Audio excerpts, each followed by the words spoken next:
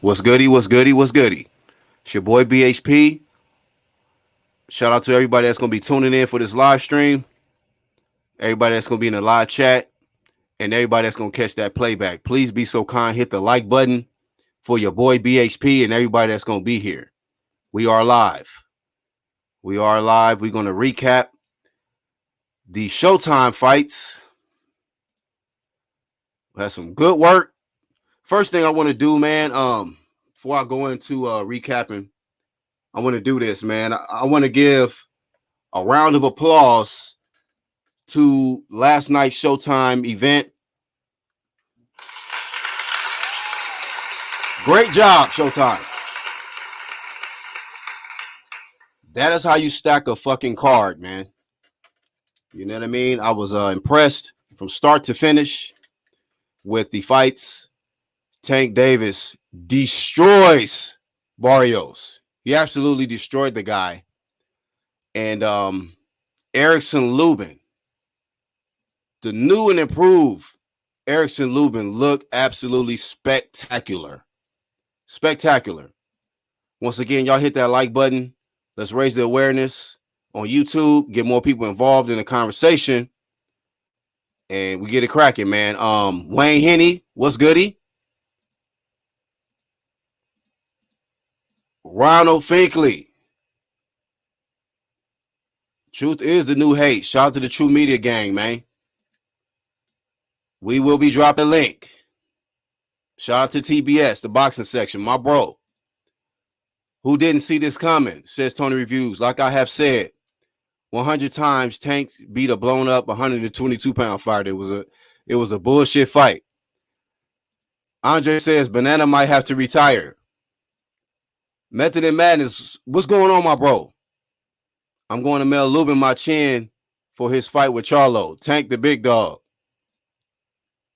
Lisa. Okay, catch the playback. Shout out to Lisa. She said she's going to catch the playback. Groundhog Sports Nation said, Lubin the man. Let me drop the link in the live chat. In the Hangouts first. Hangouts first. Shout out to my bros in the UDC Click. In the UDC Click. Shout out to my brothers in the UDC Click. While y'all here, please be so kind. Check out the channels tab. Some great content creators there. They support me, so I support them. We push that on the side. Support who supports you. Feel me? So I just dropped the link in the Hangout, and I'm gonna drop it in the live chat. And get this real talk in, man. Link is dropped. Shout out to Mayweather Promotions, Showtime.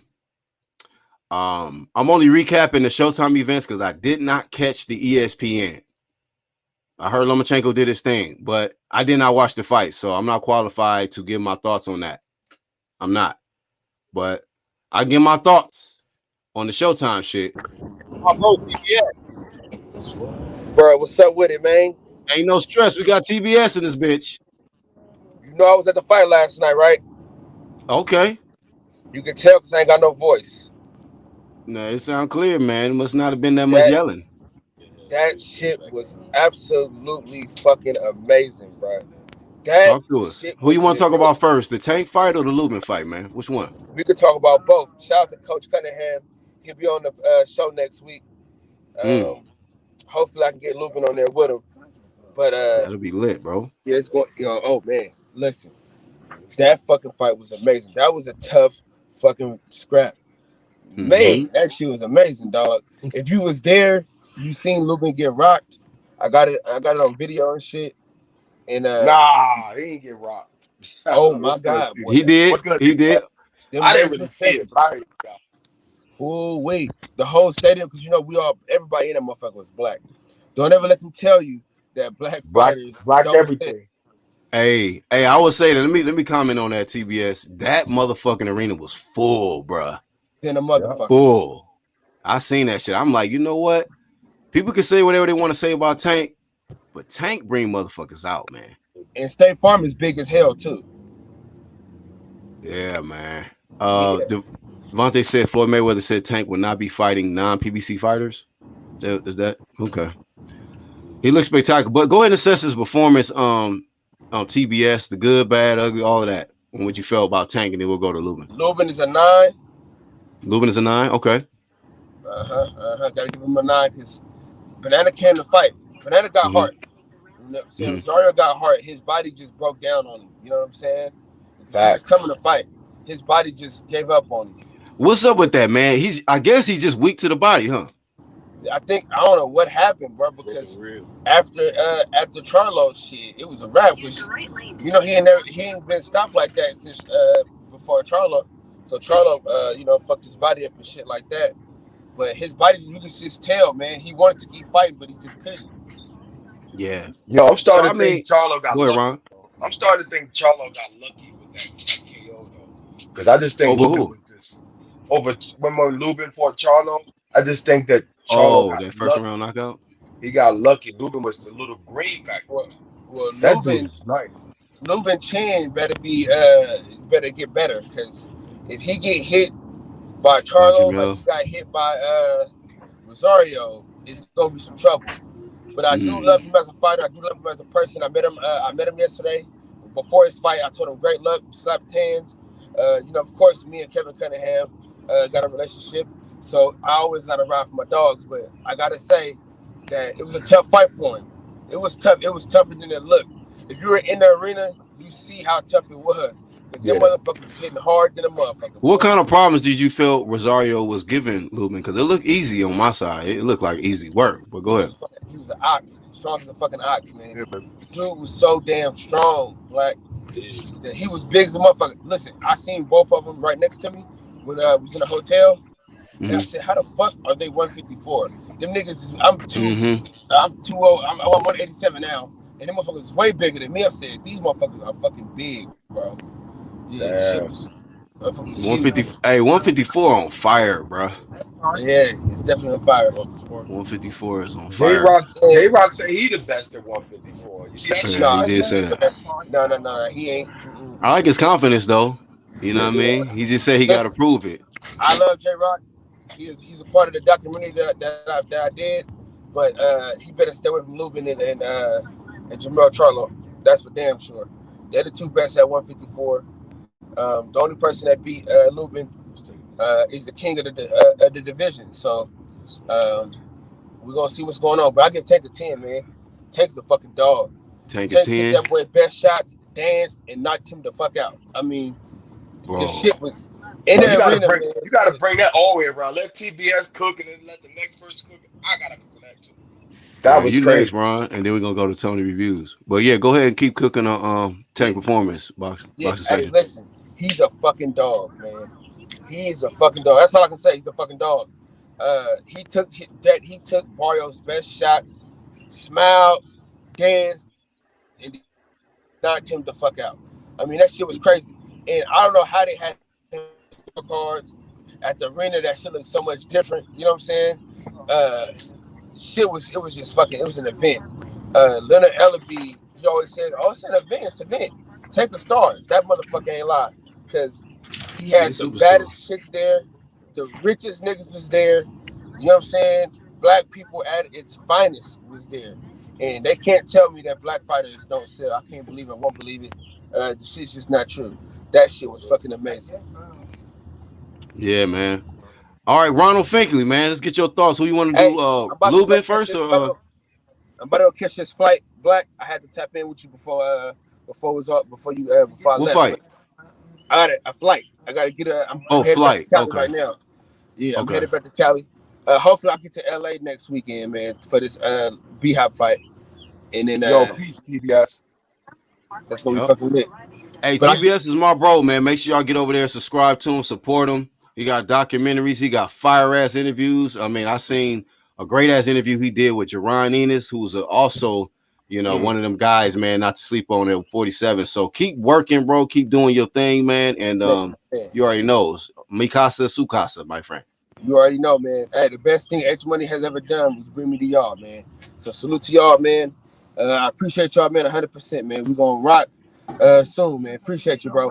Always, my bro. Ron the Don, Finkley. Peace to my man TBS. Yo, what's good? Black Horseman Promotions, UGC Flame. Yo, I Mm-hmm. want to say Payday Promotions, bro, because I What you didn't buy mean? the fight. But I felt like the fight like lived up to everything it was supposed to live up to. I was very, very impressed with Tank. Like I was superly impressed. Like I looked at it like this, Black. He held his composure like the first 5 or 6 rounds. Like he just made sure he didn't get caught with nothing really dangerous. Because Barrios wasn't really letting his hands go. But like then Tank just kind of like I think he smelled blood after a couple big shots. And man, he just went to work after that, bro. Like the 8th round, I picked the 8th round stoppage. That's what I picked, the KO in the 8th round. And I was almost got it. I almost got it because that's what I felt like. It was like a DeMarco versus Adrian Broner type of situation. It was an advanced cherry pick, bro. But it was a risky cherry pick. You see what I'm saying? Like, because you know how AB like took on he wasn't really taller than AB, but he was kind of like more like bigger in stature. But AB was just a better boxer back then at the weight division. And I felt like Tank was on his crouching tiger shit. Like, you see how he was like, his footwork was amazing, bro. And like how, feel like this, when the 10th round came around, I felt like that Tank was like in the championship rounds at that point. Tank smelled blood from the 8th round, bro, and he just laser beamed on this dude. Once he got on the inside, and man, he just was like hungry, bro. He was hungry as fuck, bro. I seen him turn into an 8 right before my eyes. That anybody at 135 want to see Tank, that's your fucking payday right there. If you got to leave a platform to go fight him, go fight him. I'm just saying for me, I feel like Tiafimo can't fuck with Tank as far as like the amount of people Damn. that Tank can get to fight. You see what I'm saying? Like Tank gained control of 135 without being at 135 to me, bro. Like meaning he's the money fight Damn. for anybody at 135, bro. And he's a good performer, and he can box like shit. He was not exposed to this fight at all. All I saw Damn. was greatness, bro. I'm gonna keep it a buck. Dude is a beast. Okay. Shout out to Ron the Don Finkley. Tony reviews. Oh, wait. Matter of fact, before we go to Tony, Ronald, what about the Lubin performance, man? How do you grade him? And what's your thoughts on him at 54? I agree, it was a nod. Just like TBS said, like he did everything that I saw him doing sparring. Like you can tell he was just mad accurate, mad focused in on his fight. Like they prepared him really well to do exactly what he did, bro. He went in there and put on a clinic to me, bro. That dude is a beast. He's one of the top 3 fighters, I think, at 154 right Mm-hmm. Without a doubt. That's what's up. So shout out to Ronald Finkley. He got a channel. That's my brother. He's on the channels tab. Make sure y'all get over there, subscribe to him, support him. Tony reviews, my other brother from another. What's going on, Tony? What's going on, my dude? Like, we gonna start on Lubin first before I shit all over Tank, because that's what I'm about to do. I'm about to change the whole fucking atmosphere and clear the clouds, like, because this is some bullshit. But anyways, as far as Lubin goes, he looked very good. I am a little concerned about his chin because in the 3rd round, he damn near had Rosario knocked out. Like, whenever Rosario was going to the corner, I'm surprised the referee didn't start counting him because he was wobbly as fuck and couldn't even barely make it to the he was corner. wobbly as fuck. However, coming into that 4th round, already really hurt Rosario hurt Lubin in that 4th round. Now, when he goes in there against Charlo, I don't know.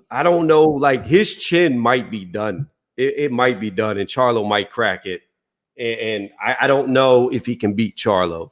Now, as far as the other people in the division that don't hit as hard, yeah, I think he could probably beat most of them, give a lot of them a run for their money. It's just I don't think his chin can hold up to Charlo. I think it was cracked in his only loss, and I don't think it's recovered, and I don't think it's gotten better. But other than that, his chin, he did really good against Rosario. He fucked them up pretty much from the beginning to the end. Like I said, the only concern I had was in that 4th round. But other than that, I mean, it was a very back and forth fight too. I don't want to take away from Rosario, but the majority of the work, the control, the power, you could tell was all for Lubin. Like, Lubin did what he had to do, and he looked good doing it outside of a few spots. Now, Tank Davis. First off, I want to say this.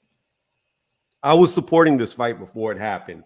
Then I heard Leonard Ellerbe open his fucking big nose ass mouth and say this.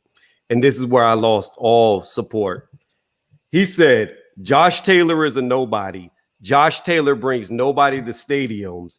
That is why we picked Mario Barrios. However, who the fuck was Mario Barrios? Nobody in the whole entire boxing world had ever seen one of his fights. He's only known for being an Akhmadov who only had 7 fights going in there against him. And who we don't even know. beat him, right? Yeah, he beat a lot of Akhmadov. people feel. Well, is that the fight that was kind of controversial? It was. But you felt he won it? I think he edged it, but still. Yeah. When I look at Mario Barrios, you got to keep in mind, this dude is a 122-pound guy who blew up to 140. He's not a natural welter or super, well, however you want to say it, super lightweight, junior welterweight, whatever you want to call it. That's not his natural weight. He was 122 pounds when he started. Yes, he's had like 8-9 fights at welterweight, but still, he started off smaller than Tank. Secondly, he's not no real fucking champion. He was never a real champion. And the reason why I say that is there is an undisputed champion in Josh Taylor at 140 pounds. Mario Barrios would get fucking knocked out, drug through the mud if he went up there against Prograis. He went last against Ramirez. He went last against Taylor. He went last against Postile. The list goes on and on and on and on about how weak this dude is in that division. Now, let's get to the fight. Tank was having a lot of issues with range early in that fight. Now, Tank did come on strong. He did knock him down. He did knock him out. But in the early rounds, the range of Barrios was causing him problems. I would say second, third, fourth, fifth round, he probably lost in a row. He got outpointed. Not a lot of action. Like I said, there was a range different, height different. But you got to understand, the other guys are that tall, but a lot fucking stronger at that weight because they're natural to that weight. I don't think Tank can survive at 140 pounds, and I don't understand the purpose of him going to 140 pounds when you have Leonard Ellerbe saying that he's not going to fight Josh Taylor, who's the champion. Like, what's the point of winning a baby belt if you're not going up there to compete against the competition? Seeing the difficult that he had with range, I don't even think Tank Davis could beat a Ryan Garcia. I'm gonna be honest. I don't care how much Ryan capped. I don't care. Okay, now we're gonna cut you off. I don't care. I don't care what you what say. The hell? I'm telling you what I saw. It's just like with Lomachenko. I said he was gonna fuck up Nakatani and probably stop him, and he did. I'm telling you, Tony. Tank is going to get fucked up. He's going to get fucked up. I'm telling you. No, mark my words. Tony. Look, right here. Mark my words. You was doing real good, Tony. June 27th. If he goes back to 135 and fights non-PBC fighters, he's going to lose. I promise you. Why? My God, you chose the wrong guy to bring attention to. No. You got to understand. This is what I'm telling you. Not Lubin. I'm sorry. Barrios. He's slower than Ryan Garcia. He doesn't hit as hard as Ryan Garcia. I believe Ryan's got a longer reach than him. Everything about it, the problems that I saw, I don't think Tank Davis could beat Devin Haney. I know he won't beat Teofimo Lopez. I think Teofimo Lopez sleeps his ass up in the air. I'm telling you, he is not going to survive. Okay, but Ryan though, you can make an argument for T.O., Devin Haney, whoever, but I don't know about that Ryan. Here's the thing about it, Black. Here's the thing about it real fast. With Ryan Garcia, yes, he capped. Yes, he pulled out of a fight. Call it a duck. Probably was a duck. You could say all that bullshit in the world that he did, but at the end of the day, you can't take away from his talent. He may lack self-belief, but he's still extremely talented. That's why he knocked out Luke Campbell, who's never been knocked out before. I'm telling you. He's not more talented than Tank, bro. Yes, he is. And I'm going to tell you why. Because Tank is smoke and mirrors. They have moved him very carefully, just like he's a 3-divisional champion now for beating a guy who's not even the undisputed champion. I agree that they moved him carefully and all of that, but he's not more talented than Tank, bro. That's just whenever Tank gets in there, when Tank, listen to what I'm telling you right now. When Tank gets in there with real competition, he's going to get blown out the fucking water. The reason why is just like Daniel Dubois. They've matched him very carefully in the first time because he's had such soft competition. He comes up there against somebody hard, he's going to get exposed because they moved him wrong. They have made him regress. They have made him worse than what he should have been. That's why he's going to lose. Maybe so, but he ain't losing to crying ass Ryan. I just disagree with you. But go ahead, Ron. Tony, can we debate this? Because you're making some points right now. And I feel like I gotta flip you on this, bro. Yeah. All right. Think about it like this, Tony's review. Tank was very composed. You think he's gonna sit there and not be patient with Ryan Garcia, who does have great speed and does have power?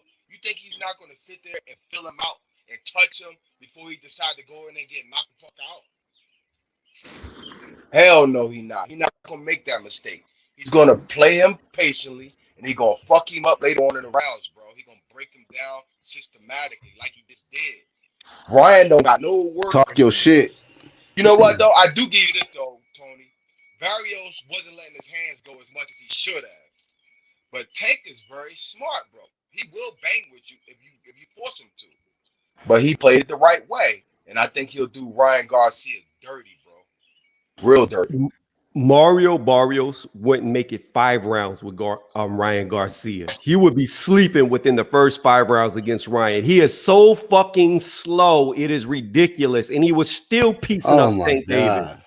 I'm telling you, the dude sucks. I watched him. Hey. He is fucking trash. Oh my God, Tony. Mario Barrios is nothing. He'll never be anything at 140. This will be his 15 minutes of fame. This is his limelight. Going forward past here, he will never. I promise you, Mario Barrios will never be the top guy at 140. I fucking promise you. But that don't help your argument with Ryan, with this Ryan shit, bro. You can say whatever you want to say about him not being legitimate at 140. That don't make Ryan legitimate at 35 or versus. I guarantee you, Black, and Mario Barrios goes down to 135. He gets smoked by all of them. All of them. The competition's too good at 135. He will get fucking annihilated. He will not survive 135. So you started off talking about the good. You started off, Tony, talking about the good he been doing. He did in the early rounds. So what does he do good? Mario Barrios? Yeah. The only thing that he was doing good in the beginning rounds was controlling his range and distance against Tank just because he had so much of a height advantage. But the dude's feet are so fucking slow that Tank started learning his timing and was getting inside. The dude is like a fucking turtle. Like the dude had no fucking speed. So when you got a little guy who's 5'5" that can move like Manny Pacquiao and you got no fucking foot speed, it is what it is.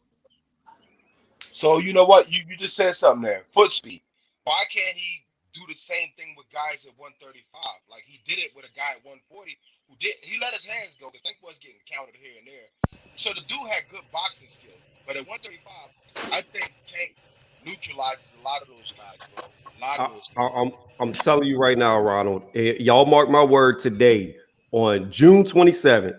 If Floyd Mayweather Jr. allows Tank Davis to fight non-PBC fighters, because he said he's only fighting in-house fighters, just like fucking 147.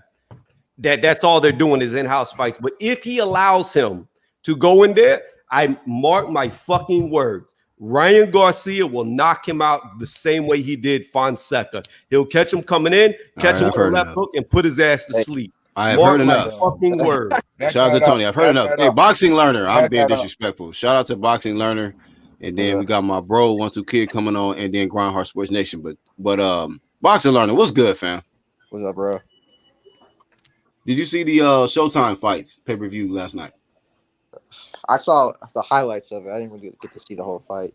Okay, which fights you want to comment on, man? Lubin, Tank, which one?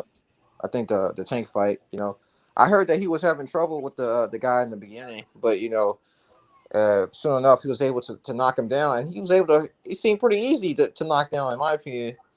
I don't know. He made Tank kind of may look easy, but I've been watching Barrios, and honestly, I think he's good, but he's just not elite, like those guys up there, like the Taylors and the Ramirez's. He's not one of those guys, and I don't think he could beat him, to be honest with you, any one of those guys. But I don't know where to rank. I don't know how good of a win this is because I don't think Barrios is that good in his own weight class. That's what I really think about the fight. But I Okay. thought it was exciting though. The clips I saw were exciting. It was pretty fun. It looked like people, Tank's a real star. I'm a big Tiafimo fan, but I think he's pretty entertaining, but he just don't have the star power that So he got. with that being said, what do you feel? Do you still feel the same way? Do you favor T.O. over Tank right now, or And let me tell you, Tank does everything Teal does, but just at least almost twice as good. Almost twice as good. He can't damn? count as much as good as Facts, T.O. facts, facts. That's what's up. Can't count as good as T.O., but he got the explosiveness. He got some boxing skills. That's It'll be a tough fight, man. Damn. So that's what I want to hear. That's the next thing. Like, how do y'all see stylistically how that fight will go, Tank and Teofimo Lopez? Because I was thinking about that when I was watching the fight. I was thinking about Teo Lopez. I was like, damn. Like one thing about Tank, and matter of fact, let me say what I'm gonna say. Let me go to 1-2 Kid, my bro 1-2. What's going on, Black? How you doing, man? What's up, fam? Shout out to the panel. How's everybody doing? Good, What's bro. good, Good. 1-2 Kid? How you doing today, Hey, bro? 1-2 Kid is on he's on the channels tab. Great content creator, one of the dopest editors I know. 1-2 Kid, please get over there. Shout out to the Truth Hurts crew. Subscribe to him. Hit the notification bell. Which fight you want to comment on first, the Tank or the Lubin? Oh, it don't matter. I watched the ESPN fight too. I watched all three of them. I thought they were all fantastic fights. It Well, just sucks first that on they the was Tank on the shit. same night. Tank, I felt like Barrios was having a little success early in the fight, but as soon as Tank turned it on, the gap between levels just showed. It was like, this is what this dude does. He was in there with a bigger guy, beat the guy. Barrios, I consider a decent fighter. He's a decent fighter. He's got good power. He's a bigger guy.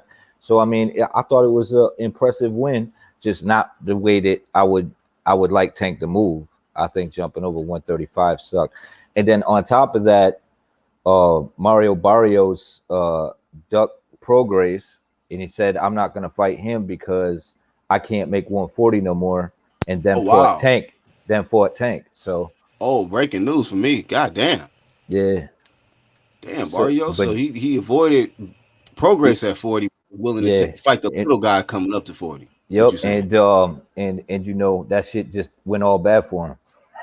Tank put the bees in Somebody that gave man. him the Yeah. wrong Yo, hold information. on. Somebody gave him the wrong. So is that a cherry pick going wrong? Did he use Javante as a cherry pick to stay at 40? I wouldn't say it was a cherry pick. I think it was more like a money grab. Okay. You know what I'm Yeah, saying? he'll get way more money fighting Tank than Prograis. Yeah, yes, it's true. But I think the ass whooping, it would have been the same result. Yeah. Just my take on it. Yeah, As for Lubin, I think he walked through some fire, but he pulled it off, man. And I don't know what's up with Rosario, man. I don't know what it is. He seemed to exaggerate whenever he gets hit. Like, I don't know. Maybe he be in pain, he can't control himself or whatever. But to me, it be looking crazy. Yeah, I don't know, man. Bananas ain't doing it out there, y'all. So he got squished, you know. Weak ass bananas they eating. Damn. And then with the Lomachenko fight, you know, I think we cooked on that like 4 months ago, and I gave everybody my thoughts on that. I thought he didn't have anything for Lomachenko.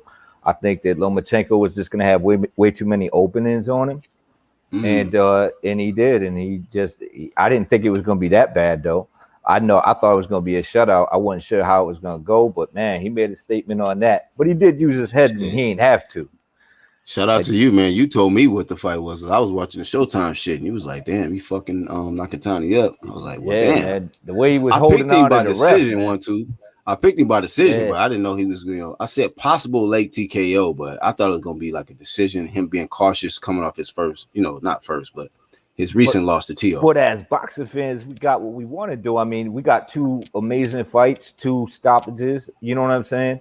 In 2 decent matchups, but on paper. Yeah. But but when it came to it, there's a talent difference. There's a gap. There's a talent gap there for both of them guys. But I mean, I think with the whole but are we gonna see a T.O. and Tank? You know what I mean? Are we gonna see a Devin Haney and T.O.? Because when he re-signed with him, man, it's the politics right there, And it's just like, that's the bullshit. It's like, we're not gonna get an undisputed champion at 135 even though everybody claiming to be 135. Then you got people out here capping for Haney, and you got people capping for Tio, and it's like, man, just give me the fight. Yeah. You know what I'm saying? I want to see these guys scrap it up and see, Hell yeah, man. have an undisputed champion at 135. That's all I want. But if he fights him again, I ain't gonna be mad at it. I'm just like, Yo, some I people wanna see want that shit. fight. Facts though. I don't want to see that shit, but I hear you, bro. Hey, Groundhog Sports, what's going on, my bro? Yeah, I'm just chilling, man. I seen all of them too. You seen all of them? Tank, Which fight? Let me ask you real quick. Which fight was you more impressed by last night? With all the fights you saw? Loma. I ain't think he was finna knock out Nakatani like that. But okay.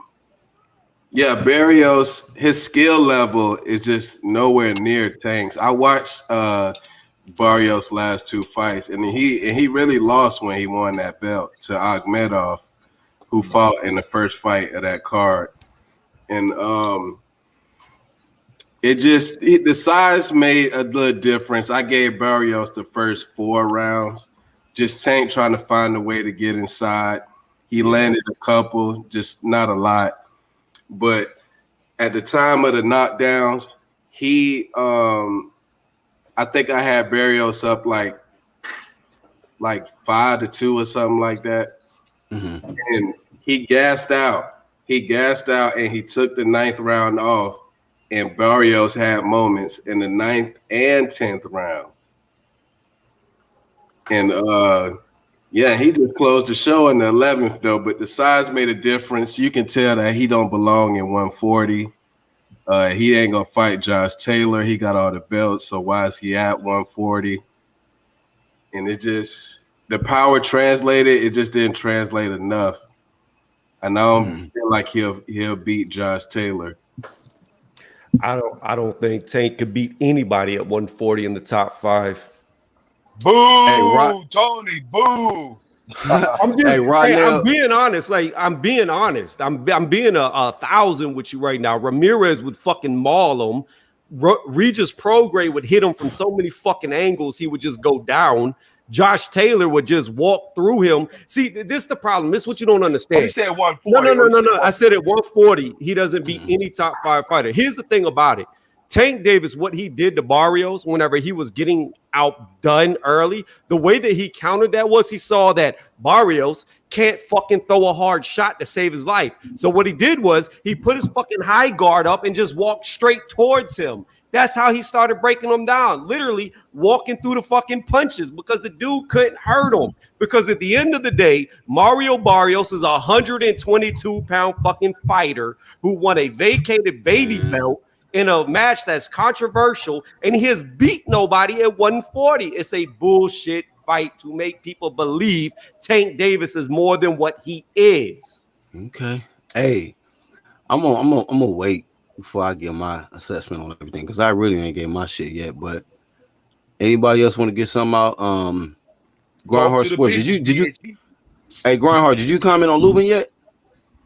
Oh yeah, man, I loved that, man. And he damn near stopped him late in the 3rd round. He boxed well, and he was throwing combinations at the same time.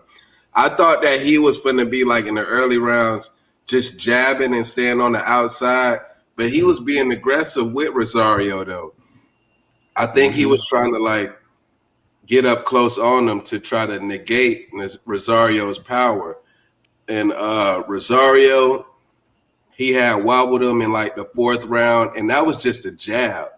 So imagine that was Charlo. And Charlo, if he win his next fight, he gonna have all the belts. So I don't think he gonna get that fight though. Be real with you. I think Charlo moving up if he win. Yeah, I don't think Lubin gonna get that rematch, but he might become a world champ. He might become a world champ at 54. Think about it like this, BHP. Think about it like this, BHP. Jamel Charlo can move to 160, but at the same token, that's probably the better fight for him. If because it's like a revenge fight. Because Lubin stock went way Your audio fading out a little bit. Lubin stock went way up to me. You can't hear me? Yeah, we hear you better now. Yeah, my bad. I don't know, it's because I'm a little nervous, yo. But the Lubin fight, he showed me like how how much accuracy he had, and how much boxing skills he had. And I think he's matured, and I think that him and Joe Charlo can be a big fight if he can get by Castano. Because I ain't gonna lie, Did, Castano's a hard ass fight. That's a good fight, did, bro. Yeah. didn't Charlo knock Lubin out in the first round, if I remember correctly? Like Yeah, he we didn't make it ain't out the learned first. nothing from that fight. That was 4 years ago, right? Watch the rematch. Real quick, when that was like 4 years ago. Yeah, but here's the thing about it. Like I said, when I saw Rosario damn near dead going to his corner in the third round, then Lubin got hurt in the fourth round. I don't think that chin's improved. I think Charlo gets him out the same fucking way. You can say that about Rosario too. He dropped him with the same thing. What you mean? Hold on, he didn't get dropped. I don't think he got dropped. Lubin get dropped? No. Listen to what I said. Ronald, if you rewatch the fight, right? At the end of the third round, Rosario was lost. He didn't even know how to get to his fucking corner. He was wobbly as shit. Oh, yeah, that part. Yeah. I thought what I'm he saying recovered in the corner. What you mean? Right. But what I'm saying is going into the fourth round, Lubin got hurt against a guy who was damn near dead. I don't think Lubin's chin is going to hold up against Jermel's power. I think he gets knocked out just as fast, honestly. Tony, Lubin got hurt like 3 fights in a row. I seen this. Wait, hold up. What'd you say, Groundhog? I say Lubin got hurt by 3 fights in a row now. Let me see. So this one against Rosario. The last one was against who? Gaucher. He got hurt in that fight. I didn't see that fight. What was the fight before that? He fought Gallimore. He got hurt by Gallimore? Yeah, to the body late. When that was Gaucher. He got hurt. He been getting hurt like a lot lately. Yeah, but you know what? I mean, but hold on, real quick. Let me say something about this because Rosario hurt Jermel multiple times. So it's not like Rosario is not a puncher, man. Like this dude don't got power. I seen. Matter of fact, if I'm being real, Erickson Lubin performance was way better than Jermel's versus Rosario. If you asking me, and both of them got hurt. He's getting more experience too. You know what? That's true though. That's both of them got hurt, dog. So I think the reason why Lubin gets hurt though is because I think he don't let it happen and he forces it, and then he runs into some shit. He had one mistake that he made, and he didn't make that again. But I seen multiple moments in the fight with Jermel. I was like, damn, like, put it like this: had it gone the distance, who knows if Jermel would have got that? But Erickson Lubin didn't even have to rely on getting knockdowns. He was already blazing him easy. He was blazing him easy. You know what I mean? It wasn't even a close fight until that little moment. That wasn't even close. I believe he was doing them like that. He was doing them so crazy. It was like, man, damn, this shit is cake. Erickson Lubin is just sticking to the game plan, homie, sharp, confident. He made Rosario look like levels beneath him. But of course, he knew that's the only thing, was just the power. When he kept it in the middle of the ring, man, homie didn't have no shot. He had no shot. Boxing section back. Hey, I gotta say this real quick. We gotta put respect on Gameboy's name. What? Why? Hold on. Go ahead. He said he went 12? He went 12 with Tank. You gotta put respect on his name. With one leg. Is that why dudes trying to jump in there with him? Because they know homie gonna be tough enough to kind of take you rounds. That's why they getting in there with Gamboy like that. Yep. Because he ain't no lay down type. All right. Hey, it's a good little point. Good little point, TBS. We might have to put a little respect. I said, man, let me hit these boys back. Yeah, but here's the thing with Gamboa. You're right. He's not gonna lay down, but he likes to sit a lot. So, you know what I mean? So he gets put on his butt quite a bit. And I think Gamboa basically is just a guy to put on your resume, a name.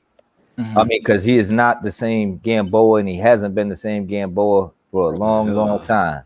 Yeah, hell no. But where the hell does Tank go from here, though, man? Yeah, that's the question. He's not going nowhere. They already said this motherfucker's only fighting PBC fighters. He's only fighting PBC fighters. When they say Akhmedov, y'all got to give him my credit because I seen this shit coming. Because Barrios was on Tank's undercard last time. And Akhmedov, he just fought for that eliminator for that belt. Yo, did you guys see Teofimo Sr. talking like Canelo? He was like, he's not gonna get the Dog. fight, bro. He's Wait, not gonna when? get the fight about Haney. Yeah. Yesterday? Yeah. He said he's not gonna get the fight, bro. Did he say that about Haney for real? Yes, yes. Oh no. See, hey, But it's that's why I don't up fuck with to those. Teo. He said it's up to Teo. So he was doing all that talking, making deals with Bob, because Bob, we knew what Bob was planning to do from the giddy up because he didn't want Teo having them belts anyway. That's what I've been saying that, bro. Just I've been like saying that Tank, shit. in-house shit. Top rank on some in-house shit too. So the flame got to be dished out equally all around. You know what I mean? Everybody gets a piece. No. So I mean, it is what it is, man. And I think that Tank is gonna campaign at 140 because he knows Josh Taylor's leaving and one of them belts is gonna be lingering around. He gonna go snatch that shit. Damn. But Lopez right now said Lopez on that bullshit. I don't know, Bullshit. I don't even see Tank being able to pick up one of the real straps, even if Taylor vacates, because the guys that he's going to have to fight are going to fuck him up. I'm telling you right now, I could not even fathom seeing Tank Davis in there with Ramirez. Ramirez would fucking maul him like some soccer mom camping in California and a bear runs up on her. Like he would get mauled. But I'm just saying, if Barrios is such a bum, then why Prograis want to fight him so bad? Just saying. Prograis. I mean, what are you talking about? Prograis just fought Red Cash. Like that's a fucking bum. Like what are we talking about? But I'm saying he was supposed to fight because it's an easy strap. It's an easy strap to pick up. It's a baby belt that Prograis could have got to try to get his rematch with Josh Taylor. It's just moving pieces on the board to move forward. The difference in Prograis and Tank is Prograis would be fighting Barrios and beating him with the intentions to fight Taylor. Tank got the belt with the intentions to do fucking nothing with it. I'm just saying that I would not be surprised if fucking old ass 135 Gamboa beat Barrios. That dude is fucking trash. I'm gonna give my honest assessment now, man. I heard you talk. Tank put on a great performance last night. The dude packed out the arena. He blazed Barrios. Definitely gave Barrios the earlier rounds, but I seen Tank was collecting data. I seen him make certain adjustments. I seen how he saw Barrios when Tank would throw his left hand, Barrios was trying to counter him with the right hook. And so first Tank was moving to the right into the, the trap because the hook was coming. And so that was an issue. Then he made the adjustment. He would throw this left and then move to the left and avoid the whole hook and then started making adjustments. And so he took his data in the early part. And then I just seen him when he started figuring out what type of punch selection Barrios would use. He had him. He just started applying the pressure. And then I seen Barrios couldn't really fight under that kind of pressure. He wasn't as effective. And coming forward, once he got his range, his feints, like Tank feints was good. I seen his defense improve. Like it was some big shots he avoided. I don't know if a lot y'all might have to go back and watch it, but it was like a four punch combination that Barrios threw. He evaded all them shits. I was like, damn, that was like some times. Yeah. Canelo Floyd type shit he was doing in there. So I was like, body shot, man. That shit moved something inside his guts. That shit was. Speaking of body shots, I seen Barrios hit Tank with some good ass body shots, and he kept coming forward. I was like, he must have did the sit ups. I just don't understand. I don't get how you can flame Canelo for fighting cherry picks, but yet you praise Tank for. I'm just talking about. I'm not talking about cherry picks. I'm just talking about what he had in front of him. Barrios had a 6-inch height advantage. Who cares? The dude. Hold on. Let me finish, Tony. I'll let you talk, Tony. So he had a 6-inch height advantage. He had a reach advantage, weight advantage, right? Also, I seen how, like you say, we talked about how he had to make some adjustments early on. I just seen what Tank did to break the bigger guy down and get him out of there, bro. Like Tank is knocking motherfuckers out. He knocking them out. I'm not saying that he's knocking out the best because I will flame that shit all day long. Uh-huh. But he when I'm knocked- looking at his skill set, I'm seeing the improvements of Tank Davis every fight. I didn't see him fade. What he got him out of there? What was it? The 10th, 11th round. He's still strong late. Maybe he's better at 40. I don't know. But it made me kind of look at like, you know what? Who gonna really beat Tank if he stay at 35? You know, are they gonna be sharp all the way through? Tank can take power at 40. You know, I'm not saying Barrios is the biggest puncher or he fighting Ramirez or Prograis or Josh Taylor. Don't get me wrong.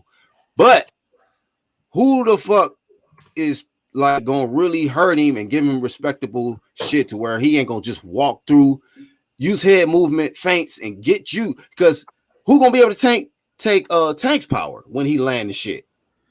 I mean, I'm looking at that like this little dude right here. Gamboa, he hit you. You're doing some different shit. Gamboa took his power pretty well with one fucking leg for an entire fight. Here's the thing about it.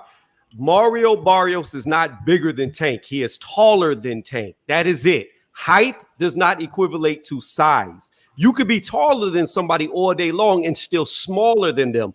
Anthony Joshua is shorter than Deontay Wilder, but he's bigger than him.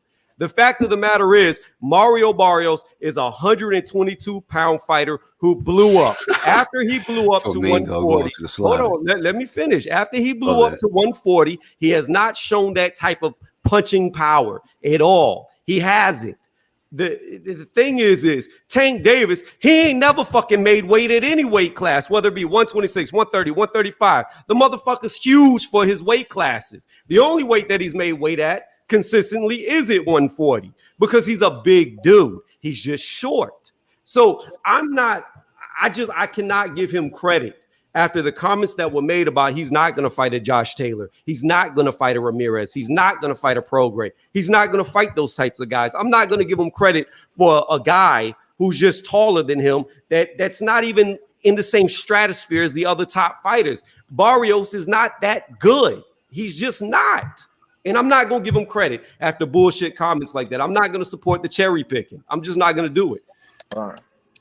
Well, he's being moved by Mayweather, Smellerby Promotions or whatever. So he do whatever his team tell him to do. And I'm not trying to knock you on that, Tony. You know, he ain't fighting the best competition, but he's seeing different styles.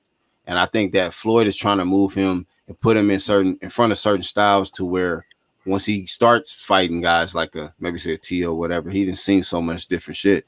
But I would say this, man, that when you look at everything, the motherfucking Noah Phillip Arena, he's exciting. I'm curious to see what the pay-per-view buys do because I bought it. And, you know, if he's bringing people out, man, I think that despite what you feel about him, you're going to be watching him. He sells all day, Black. He said so. Let me explain this real fast, and then y'all can have it because I'm about to get off. This is what frustrates me so bad about Tank, and I'm gonna tell you why I'm like this and being so critical. It's because for a long time I have supported Tank Davis. I have seen that his fucking ceiling is so fucking high. He could be so fucking good, but he's got Al Heyman and Floyd Mayweather and Ellerby holding him back. And what's going to end up happening is because they fucking match make him so perfectly, he's never going to achieve what he should have achieved. He's never going to be as good as he could have been. And he's going to end up getting stopped because they fucking move him like this. That's what irritates me. That's what pisses me off because you got a guy who could be just as great as Floyd, but he'll never achieve it because they're fucking ruining his career as far as his skill set goes. Yeah, but Tony, I think everybody on the panel has already made that point a year ago. Yeah. So I mean, the fact of the matter is, and then you said something about, I don't know, like Canelo, how you flame Canelo and not a Tank, and it's like we flame Canelo on the moves. Nobody's not flaming Tank's moves, but we also didn't flame Canelo on his performance. We gave him props for his performances that he did. So Yeah, It's the same thing. Yeah. Last fight, you know. But against what competition? I get what you're saying. Against so who? you gave Canelo all the praise in the world for knocking out Yildirim? Because you should have gave him all the praise in the world for knocking out Yildirim. No. Why would you do that? I gave him praise for the next fight. Nah, because it's like that's how I look at it. That's how I look at this fight. This is the dude. Listen, hold on. Abdi Yildirim is way worse cherry picked than the Barrios. Come on now. Facts. Come on now. That's a hard. And worse than Montiel. Don't play with this shit, man. Yeah, I mean, Okay, I don't think Barrios is coming off a loss, but we will see. Now that everybody knows who Mario Barrios is, we will see from here forward where his career goes and who he can beat. I guarantee you he doesn't beat any of the competition that Yildirim beat before Yildirim went hiatus for 2 years. Real quick, because you stated something earlier, Tony Reviews, that Ryan beats Tank. Does anybody agree with Tony Reviews on that, on the panel and in the live chat? Does Ryan Garcia beat Tank Davis? Not right now. Hell no. No. Not at this moment. I wouldn't say that. Let him fight next. Let him fight next. Hey, what you say, 1-2? Yeah, they need to fight. I said he got I said not at the moment. I think Ryan got a good punch. He can box, but he just open for shots sometimes, man. He just stands too straight up, and I think that could be a problem. That could be a huge problem for Ryan. And hey, 1-2. What up? 1-2. Man, he already been put on his face too, right? You know what? And I agree with what 1-2 Kid just said. Think about it. You see that composure and the skill set of Tank. He's not a stupid boxer, bro. Even when he got on the ropes, you could tell he got right off the ropes, bro. He took that punch, did a little shimmy, and made an adjustment, and got him out of there. I ain't gonna lie, he showed a good chin, dog. I thought Tank was finna go down, boy. Barrios was hitting. But I was like, get off the rope. Groundhog, real quick, let me say this, Groundhog Sports. I heard a lot of I'm glad that the fight is already over because I just want to see the reaction of people now because a lot of people pick Barrios. Matter of fact, it was some respectable people on YouTube who picked Barrios by knockout. Yeah. The size was showing though. No cap, they picked Barrios by knockout. So I just like people don't want to give him credit now, but people was picking Barrios to win. Yeah. It's because they believe the fucking bullshit hype that the PBC was selling them. That's all it was. Anybody who really knew it. I agree with that. Let me ask you this. 1-2. I want to respond to what you said.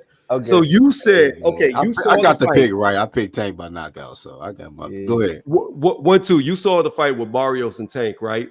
Yeah. Okay, so what was the difficulties early that Barrios was giving Tank? Range. Okay, range. Let's go with range. Okay, so I didn't answer that question, but keep that in mind. But go ahead. No, my bad. I thought that was you. Go ahead. What was it? 1-2. Well, what problems was he having? I didn't see a lot of. I didn't think he had a lot of issues. I think he was just. He just couldn't figuring him out. Yeah, he was trying to figure him out. He did have dude did have a range though. He did have it, and he went in there. He threw some combinations. He kept his range. He kept his jab out there, and it was working for him. But I don't think Barrios wanted to commit because he was afraid of getting countered. That's why he didn't go after him against the ropes, even when he hurt him. Okay, yeah. So you said. Right, so hold on, Tony. Let me bring in. You've been cooking. Iron Kong, what's happening? Yo, y'all hear me? Yeah, King, what's going on, man? Yeah, I was told there was an opportunity for some Ryan Garcia slander, so I'm here. Welcome back, sir. So hold on, real quick, Arco. Let me prep you on this. Tony Reviews says Ryan sparks Gervonta Davis. So what's your thoughts on that, sir? Oh my God, let me tell you something, man. I think Tank Davis knocks out Ryan Garcia in 3 rounds. Let me tell you something. Ryan Garcia. 3 rounds, my friend. Three rounds, Bridget. Ryan Garcia ain't shit. as far as Tank Davis is concerned, Tank Davis to me is junk food. It looked nice, and it might taste nice when you're consuming it at the moment. When you really think about it, you're like, man, what the fuck did I just eat? You know what I'm saying? This shit is bad for me. And the Tank Davis career is a fast food career. It's like, yes, it might look nice at the moment, but when you really consider it and break it down to the real minerals, yo, this ain't nothing. There's nothing in this. This is all cotton candy. You know what I'm saying? That man beat Rocky Field. That man beat Rocky Fielding last night. Damn. Not even, Right. not even Bro, that he good. beat a regular Not even dude. that Then he good. just beat a regular dude. Iron Cone, what you saying? He Rocky beat beat- Henry Fielding. Champ. Rocky Fielding is better. Don't even He beat. disrespect Rocky Fielding by comparing him to Barrios. Well, Man. people flamed Canelo Oh, for Rocky Fielding. this dude. So now he But disrespecting Andre Fielding then by was in comparing. position to fight Canelo though. Wasn't like no Shakur or Haney like in a position to fight Tank like that. You know what I'm saying? But this is what I wanted to say real fast. Whenever range was brought up, the height. Ryan Garcia is the same height as Barrios. They're both 5'10". The difference is Ryan Garcia's 1,000 times faster and hits way fucking harder. So if you got a guy who's 1,000 slower, times. What? I guarantee you he hits Fast way food harder, career. way fucking harder, way fucking harder. And when Ryan you can got punch. a guy, when you got a guy who is slow with the same stature as a guy who's fast, who hits way harder, and he's Who's causing slow? somebody else issues. Who's slow? Who's slow? Barrios. Oh, you talking about Barrios? Okay. Ryan Garcia. Barrios was slow. I knew you gonna get pieced up. But go ahead. Ryan Garcia in every category is better than Barrios, and they're the same height. But Ryan Barrios be was doing some backing good straight things. up though, man, and he be Ryan in the air. Ryan can get knocked on his ass early. I mean, By what? A guy his own height in a Luke Campbell? what is Barrios taller than Campbell, ain't he? Mario Barrios is 5'10", and so is Ryan Garcia. Yeah, and I bet you Ryan won't even fight Barrios. And Luke Campbell's what, like 5'9", 5'10"? He's right there around their same height. We're not talking like when Luke Campbell caught his chin, we're not talking about a guy who's going to be 5 inches shorter than him catching his chin. So Hey, I'll put it like this, Tony. Y'all can hate Ryan all day. But Tony, and I agree with y'all. I agree with y'all. He makes bitch moves. But at the end of the day, no matter how bitchy his moves are, he still has talent. And I'm telling y'all, judging off my eye, if his little scary ass gets in the ring, he'll fuck Tank up. Period. Right, but he gotta want it as much as you want him to do it, and he don't. He already proved that. So yeah, I guess we should be don't on to the see next no subject. I don't see no sign that fight is going to happen anytime soon. And it would make crazy money. Oh, If he pulled out for Fortuna, if he pulled out for this guy and that guy, I don't see him fighting Tank. If it was for the bag, then that's the fight. He ain't even fight Rolly. Is he still fighting Rolly? I hope not. Nah, man, come on. Champ Ross says Barrios had what he says he had no shot in that fight from jump. I don't know. Some people thought he had a shot, man, but it is what it is. Brotherhood says I'm pretty sure Tank hits harder than Luke Campbell. I think that's a fact. Hey guys, that is a fact. How y'all feel about the Triple G and Andre fight about to go down? Maybe. What you mean about to go down? Yeah, no.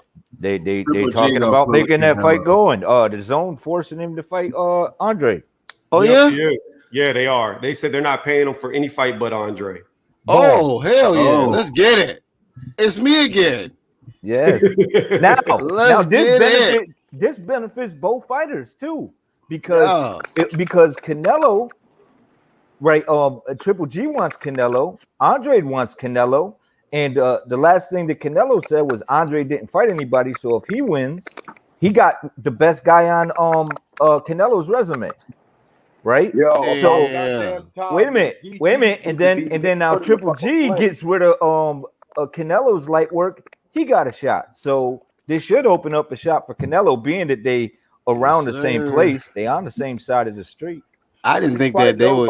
I didn't think Andre would ever get the Triple G fight. I never thought that was on the table. But if he get that fight, who do you guys consider the best win on Canelo's resume? It's got to be Triple G. It's Triple G. It's Triple G. It's Triple G. That's I guess that's a hell of a chess move. Yeah. Tank needs a win against an elite fighter next. At least 3 good wins before he turns 30. They're trying to do this pay-per-view shit with him. I agree Ryan has the skills and power, but he's just pussy. So there you go, Tony. Hold that. Triple G will retire before he faces Andrade. Triple G retire, but y'all say he's forcing them. They forcing him to fight Andrade. They attempted to, yeah. So they not finna let him fight Marauder. Hey, Javier, let us know how you feel about that, dog. Triple G is gonna fly away for the winner. If they force that fight, who you pick, Javier? Charlo? I mean, you said Charlo versus Andrade. Let us know who you pick, Andrade or Triple G. Javier, let us know. I'm about to get off. I've got Andrade possibly stopping Triple G late in the fight around the 11th or 12th because I don't think Triple G has the gas tank to go at that high of a pace anymore. I think he's way past his prime, and Andrade will beat him easily. On that note, I'm out. Don't tell the man fans that, Shout out to Tony. Tony came and did his Ryan Garcia promo. I think Ryan paid that man in gift cards or some shit. Shout out to Tony Reviews. Triple G got one hell of a chin, though, man.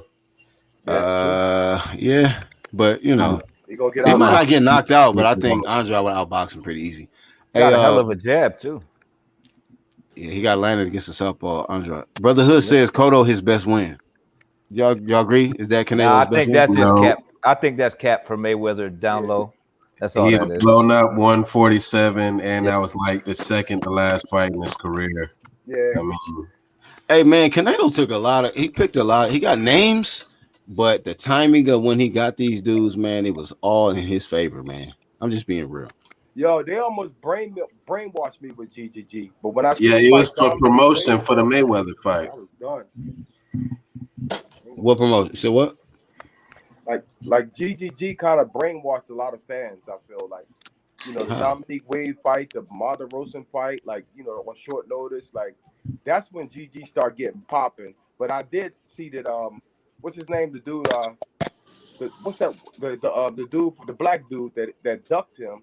What the fuck is his name? Black dude that ducked him. Huh? You said a black dude that ducked him? Yeah, one black dude. Oh, Peter Quillen did duck Triple G. Hell yeah, he ducked Triple G. Fuck yeah, he ducked Triple G. Man, why you ducking him, bro? I can't. And paid the price with Danny Jacobs. I think the reason Triple G, like, I think he might get a little too much heat when it comes to his competition. Just for this, is that he likes to fight rangy, he likes to get you on the end of his punches. And even early in his career, he fought like a blown up welterweight that was fighting on the inside with him the whole fight. He couldn't get him out of there, and the guy had success against him. So that's always been the thing with him. It's not like exposing him. It's an issue that he's had with the inside game. He'll sit there and let you hit him and then try to get you on the outside with fear. And then when you back up, you're right in his range. That's the way he likes it. Hey, you know what? What's the one guy? What's the guy that fought Andy Lee? That's who ducked Triple G. I can't think of his name. Out of New York. New York? Oh, yeah, Billy Joe. He fought Andy Lee. Billy Joe Saunders. Billy Joe ain't out of New York, nigga. What? The black dude out of Brooklyn. Black dude out of Brooklyn. He ducked. You talking about Daniel Jacobs? No, the other black dude out of New York. Is he talking about Quillen? Yeah, you talking about Quillen. Quillen ducked him. Yeah, we know that. Peter Quillen ducked him. Yeah, I'm not debating that. Kid Chocolate definitely ducked that fight. Yeah. He was trying to protect that O, and it went away anyway. Yeah, he just disappeared anyway, man. You know what I mean? And hopefully Ryan does step up and fight, and he don't pull a Victor Ortiz or Peter Quinlan and go become a movie star. Or, hey, so let's look at it, right? So out of the youngsters, right, we had recently fight. Let's assess TO's, Devin Haney, Shakur Stevenson, Ryan Garcia, Tank Davis. We got Chris Colbert coming up, but out of those performances, who had the more impressive performance out of those guys I just listed in their last fights?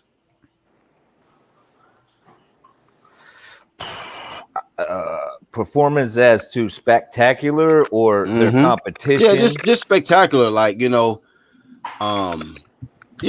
who brought more excitement, which was a more spectacular performance, I don't know. I thought they were all pretty damn good performances by all of them. Yeah, I would have to say that because you got to also take into account the competition. And Ryan. So all the youngsters look pretty good to you then once you get that. But you just got to get him in the ring. You got to get him in the ring. You got to con that motherfucker to get in the ring with somebody. Who? Ryan. Yeah, I mean, Ryan put Devin Haney way at the back of the list. He said, "I'm gonna fight him like 4 fights down." And that's he was in line to fight him, and now Ronald, he talking about, you know what? Get to the back of the line on that Errol Spence type shit. Like, damn, stop trying to put people in the back of the bus. For Haney, I would. He called out everybody but the dude that he was mandatory for, Reinhardt. I'm like, this is the most sucker shit I've ever seen. But that's Ryan, man. That's Ryan for your ass. Hey, man, 1-2 Kid, I want you to comment on this shit first, man. Because we've been knowing that this motherfucker Bob Arum, you know what he said? Like, I saw that interview, right? With the senior. Yeah. This dude said, he said, hey, Tiafimo, come over here. I'm like, who's coming over there? I'm like, oh, that's senior. He walked over there and they were talking about, making the rematch happen with Lomachenko, which a lot of us knew, but that he was gonna try to make happen. But he said, yeah, I mean, when he came over to my house and signed the contract, extended his contract, that was part of it. So, I like, can't believe this dude went to Bob Arum's house. They restructured whatever the contract, and it was in that restructuring. That's part of the deal. Rematch with Lomachenko, not the Haney. We're not talking about no Haney work. We talking about Lomachenko. Right. So I just want to get your Lomachenko. thoughts first, 1-2 kid, and we're gonna move along, man. Well, I want undisputed. I want a real undisputed fighter. And at 135, I think the talent's there. And if he gets undisputed, then there's gonna be no question who the best at 135 is, period. Who's the best out of the quote unquote kings? You know what I'm saying? It's gonna be a wrap. Go ahead. If you feel you could beat Haney, go ahead and take that title and then move up. And if Lomo really wants that rematch, because saying for 3-4 years about him having COVID and all that shit, whether it's an excuse or cap or not, it's just, this ain't nothing new. So I mean, like, he been saying he's gonna take off, but I'm saying be undisputed in the process. But then again, you know what I mean? That's how I look at it. You know what I mean? Groundhog Sports. Shout out to 1-2. Groundhog Sports. What's your thoughts on that situation, man? Yo, I'm here, yo. I'm gonna get off after this, but Devin Haney does deserve he does deserve this shot with Teofimo Lopez, because the simple fact is, I think both boxing fans on both sides of the spectrum will buy that fight, and they'll be honest and say, look, okay, this is for undisputed. Let that man either shut us up, either shut me up then, or basically move on. Like stop ducking Devin Haney. Like, you cannot duck somebody who's been proven a good boxer, who got a belt, but y'all want to shame his belt, and we like y'all, but fuck that. Get that fuck the dumb shit. We like y'all, but fuck that dumb ass shit, man. Damn. So we know how they do with the in-house shit. Looks like, T.O. and Lopez is senior and junior, so they sold to the devil himself, Bob Arum. And that's part of the contract, is you got to definitely get this rematch in. And 1-2 kid, I got to go back to you on, because you said you saw all the fights, right? You saw the Lomachenko fight, right? Yeah. Who do you favor in the rematch, sir? Lomachenko or Teofimo Lopez? To be honest, I think Lomachenko did show that he's back and all that stuff, but I don't think his shoulder was fucked up in the first fight. And depending on how Tio can stay at 135 and if it's affecting him, obviously, if he capping, then it's affecting him, right? If that's what y'all believe, then that obviously the weight is taking a toll on him. So I mean, that would probably give Lomachenko the edge, but if you keep in mind, it was that jab and that explosiveness that kept him from letting his hands go, because I didn't see him in pain when he was letting that right hand go in the rounds that he supposedly was kicking his ass. Shit. I don't believe in that 20-minute fucking excuse that they put on ESPN about how his shoulder was fucked up. Yeah, I was like, yeah, man, he signed the fight. It is what it is. He went in there, and that's what it is. So, and to be 110% honest, I'm pretty sure Bob Earl is banking on the fact that Lomachenko gonna beat his ass and fucking he's gonna get that shit. That's what he wanted in the beginning, and he was so happy about the fight because not only will Lomo get another shot, but the pandemic is gone. Did you see the smile on his face? He was like, I could pay these guys a little something. You know what I'm saying? So Jose, look at Jose. Lomo's a beast. Hey, hit the link, Jose. Let us know, man. Does that change your thoughts on the rematch with Lopez and Lomachenko, man? You said Lomo's a beast. Seemed like you was impressed with the performance.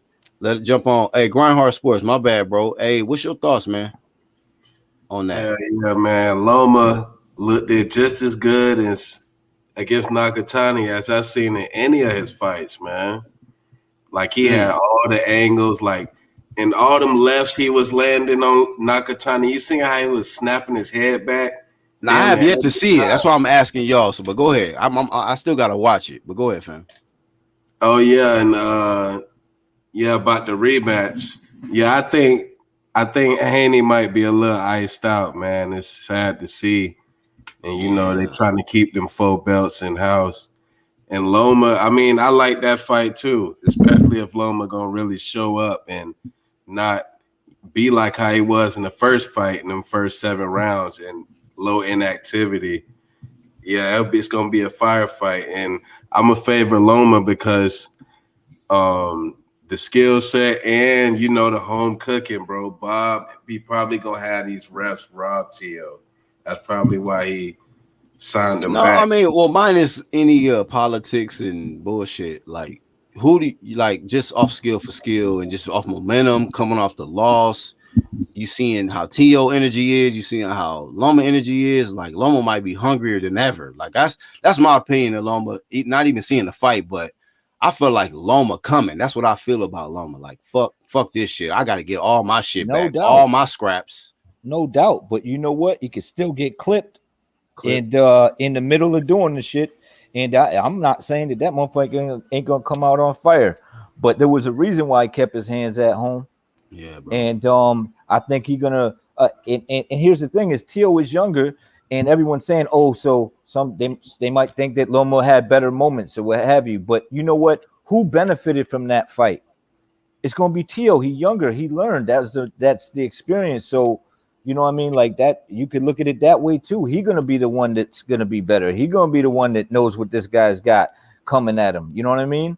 I just feel like it was I don't know. I think it'll benefit him, but I mean Lomachenko gonna be hungry coming up. They're gonna probably put that on pay-per-view once again. But against who though? He literally numbers? fought him. Yeah, but I'm saying, but he beat Nakatani, but his style and Nakatani's style is like it's like custom made for fucking Lomachenko. And if you watch the fight, you see he couldn't twist, he couldn't turn with him, no explosiveness at all. Slow feet. Was there wide open, slow. I mean, hands, but we seen lanky. I guess style make fights, but Tio had hella problems though. Yeah, it looked like Tio was gonna get stopped, bro, by Loma. Like it looked like he was looking bad, bro, outside of that 12th round, like late in that fight when Loma really came on. Yeah, he was getting tough. That's how it looked to me. He looked it real bad. I mean, he dominated the first 7 rounds. Who did? He talking about Tio late in the first fight with Lomachenko. Oh, so y'all didn't watch the 12th round then, or you erased that? Well, that's what he said. He just said outside the 12th late. He said he looked good. Right? Yeah. Oh, outside he didn't look good. He was getting off. He was doing his thing, and because he knew like he was so far down on the cards, he let his hands go. But every time Tio did try to crack him, and even if he blocked it, he froze. Yeah. Every time he froze him, and he put his hand up, and he'd have to reset every time. And that's what I mean. And then he's like, "Oh, nah, you got to go for it in the 12th," and he went for it, and Tio let his hands go and was knocking him all over the ring. That's a fact. So I mean, that power was real, and he understood that. And I mean, I guess everyone's saying he barely landed any punches, but I mean, that ain't what Loma's face was telling me. Somebody was punching him. So I don't know. I don't see, just because he's coming off a great performance doesn't mean that it's going to change the game. Against who? And I get it. Nakatani did well against Tio, but you know what? I'm not into that comparisons about what people do to other people, because Teofimo got issues with length. You know what I mean? When people say, "Oh, but this dude knocked this dude down, and then this dude got hurt, and this dude stopped that dude," it's like, yes, styles make fights, bro. You know what I mean? It's just the way it is. But I don't know. I think it's Lomachenko gonna come to fight. That's for goddamn sure. He gonna let his hands go, but at what cost? Yeah, I think it's gonna be 50-50 again, though. But I wouldn't mind that fight, though. Like, if Tio not gonna fight Haney, just fight something big again, man. You know what I'm saying? Because like one thing about Tio, like after Tio beat Loma, he texted out that Floyd, "Oh, you got to be pretty boy to be." He thought that he was Money Mayweather. He thought he was the pay-per-view star, and it didn't translate. It's You know what I'm extremist. Yeah, it's an extremist shit, and that's He me and still Black got work talked to about do. that. Hey, shit. let me throw this in Me real and Black quick hooked before on we that go. a while ago. Go ahead. No, y'all can continue. I just want to throw this in. In my opinion, T.O. still don't got that WBC yet. So that's why that to me that Devin Haney fight is extremely important. If you want to be considered undisputed, you feel me? So I respect him as a unified champ, just not undisputed. So he can have the rematch with Lomachenko. It can be on pay per view. I'll buy the shit because I think it's a good fight. But that don't mean that that's fighting for undisputed. If they market it as undisputed, I'm gonna flame and shame the shit out of it, guaranteed. Yeah. You're gonna have it. You're gonna have some company. So You know what I mean?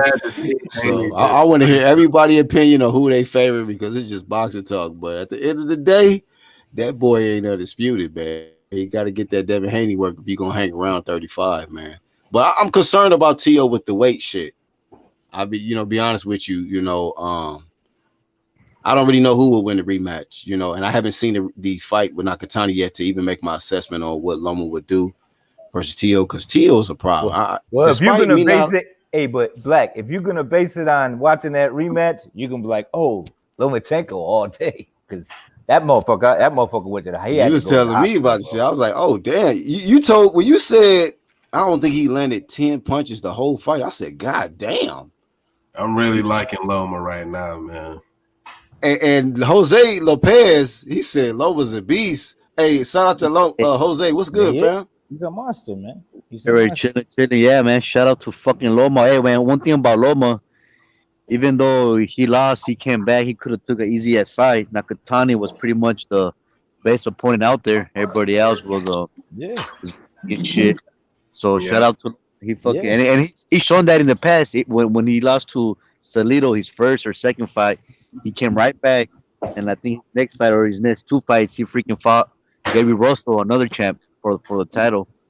So I'm just saying, toughness ain't gonna beat Lomachenko. You need some talent. Yeah, you know what I'm saying? So that style matchup fit him, but still in all, he took on a guy who's coming off a huge win who gave T.O. problems, and he tried to, and he made a statement. Yeah, take he did. nothing away sure from he it. did. So let me ask you straight up, Jose, who you picking in the rematch? Did that fight get made? Because it looked like that's what they're trying to do next. If Lopez is successful versus Kambosos, it's looking like that's going to be next. Who do you favor in that? Does this performance from Lomachenko change your opinion on the rematch? It kind of does, but I'll have to see how Teofimo looks against Kambosos. Let's see how he looks. Let's see how he's cutting the weight. But you can see definitely from the loss that's kind of motivated Loma to come back, and he got a different hunger. Like I said, yeah, but he's shown that in the past, so it just shows me that Loma hasn't changed. Like a loss doesn't how do you what's that word I'm looking for? Define him. No, demoralize him, or it doesn't get him like all down and sad and shit. You know how like some fighters, they're all fucking they're all into this is the era of protecting their all. And if they lose, they pretty much go into hiding and never come back. So one thing about Loma, he doesn't really care about a loss. He'll come back and still want to get another championship. And one thing that Bob Barrios said too that's kind of interesting.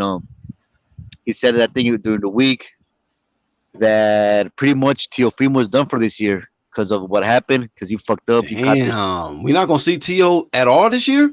Oh, we're gonna see him against Kambosos, but that's gonna be it. So that's gonna be it. So after that Kambosos fight, because I guess they're fighting in September, so he's not gonna have time to come back in October because that's what they wanted. Because they want Loma to come back in October, November. Who could Loma come back and fight? And that's what that was gonna say that. And Bob Arum actually said that he was open for Loma to fight Haney or Tank Davis. He threw those names out there. I mean, he could be bullshit. He could be bullshit, but there is another date for Loma, according to Bob, and there should be another date for Haney. And there should be another date for Tank Davis this year. Is Loma going for undisputed for real? Right. That's what I'm thinking about because that makes that fight the big rematch champ with, shit. Lopez way different. I might start rooting for Loma. So you think Haney and Loma might meet up? I mean, I don't know if they could. You know, they got to figure that shit out. But I'm just saying, there's. But you said out of Bob Aaron's mouth, he said Yeah, he'll welcome Loma going after the Devin Haney. Like, right? Why not? Right? yeah, that's what he Loma said. You don't know, want that smoke. You said what? Loma don't want that smoke with You Yeah. Haney. think so? oh, come on, you can't talk shit about Loma. You can't say Loma ducking Loma. Like I said, Do you in the think third he'll take fight. that fight, Jose? You Hold think Hell on, yeah, Lomachenko's hold on, gonna take hold the on, Haney hold fight? on, hold on. Wasn't Haney trying to see Loma already like years Of ago? I course, of mean, what course. happened with that? But yeah, the question but is Loma. Lomachenko trying to make that fight happen? I'm pretty sure. Like I said, all his career, I never seen Loma duck out of the smoke or never took like easy fights. Like I said, he fought Salido his first freaking fight. Salido was a beast when he fought him. He lost Yeah. right back, and he fought the best fighter out there, which was Gary Russell.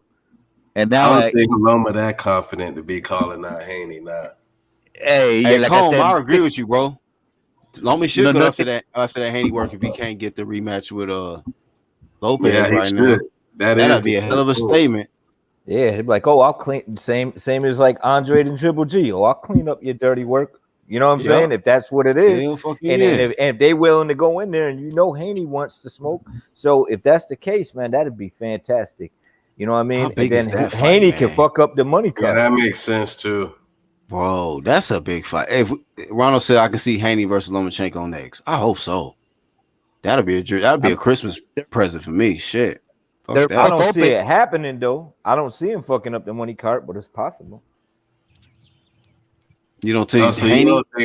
don't think Bob want any of his fighters around Haney? No, I don't think. No, I don't think. I don't. I never. I've always felt like Bob is just. He's man. I don't like. I'm not a Bob fan. Mhm. But I'm talking about if the fight goes down, I would favor Lomachenko in that fight. Oh, versus Haney? Yeah. Yep. But I mean, Okay. hey, you never know. I still Yeah, gotta that's watch something with Loma that. last performance, but yeah, I mean, I never sleep on Lomachenko in that ring, man. I just didn't like how they franchised that boy to avoid that mandatory work with Devin Haney. I just gotta call it like I see it, but I ain't never shitted on Lomachenko's skills. That's why I had to give Lopez props when he beat Lomachenko. I had it 7-5. That last round sealed the deal for Lopez. So Yep. I agree when I don't know who was that said it like down the stretch. You know, I think you said that Groundhog that like it looked bad for Lopez down the stretch, except for the 12th. And that's what kind of like, you know, sealed the deal. True champion, you just find a way to get the job done. So I give I Lopez did, all the props in the world for I that victory, did bro. find something out though. I mean, it's a little off subject. I'm not trying to take away from Loma win last night because he did put on a fantastic performance, use his ankles, but he also used his head a lot in that fight, and it actually I saw a head backfired in the clash in one of the early round. highlights. Yeah, it actually backfired him in the early round where he was bleeding because he did the same thing to Tio in the 12th round when Tio hurt him. He headbutted him. Who was bleeding? You think it was Lomachenko was. Oh, He word? headbutted dude with the top of his head, you know, the hardest part of your head, in the dude's mouth, but it opened up a cut on the top of his head. Oh, you think that was intentional? I ain't know that. Hell yeah, Loma was headbutting him intentional most of the fight. That's why I don't know if y'all caught it. They started complaining that Nakatani was holding. He was just holding Loma's He was head too down fast to for keep him getting headbutted. Yeah. Damn. So you basically saying he was using headbutts as combinations. No, not all Not like night. that. Not. He was actually using. I think he was just trying to get into his head too with it. I think it was just a tactic, but at the same time, I did see a guy do that and 3 headbutts in a row in the cruise fight. That dude landed a 3 headbutt combination on a dude, and I'm like, he ain't even get a motherfucking. They didn't say shit. I was like, that's some bullshit. 3 back to back. 3 on the inside. He went up to the side and then hit him with the right head hook. Bow. He 1, 2, 3'd him. Head hooked his ass. Damn, bro. Yeah, Y'all man. niggas stop head hooking out here, man. But I did yeah, notice man. that, and he don't have to. He got the skills where he ain't even got to do little shit like that. But I think that breaks people down. You know what I'm saying? It breaks them down when you dealing with that shit. Then it's like, then you thinking about other shit. And then this motherfucker like, I'm over here. He couldn't keep up on anyway. Y'all give me 5 minutes. I'll be right back. Yeah, Lomachenko had Nakatani falling all over the ring. He didn't know where the motherfucker was. He was cracking the shit out of him. I was like, yo, from like behind him, right in the jaw too, like that. Triple. Did y'all see that triple fucking hook he landed on? I was like, that shit Yeah. insane, man. How old little man is now? About 34? He getting up there, but I don't think you don't hear about that dude partying and shit, and he always training. So I don't know if age gonna really have any effect on him.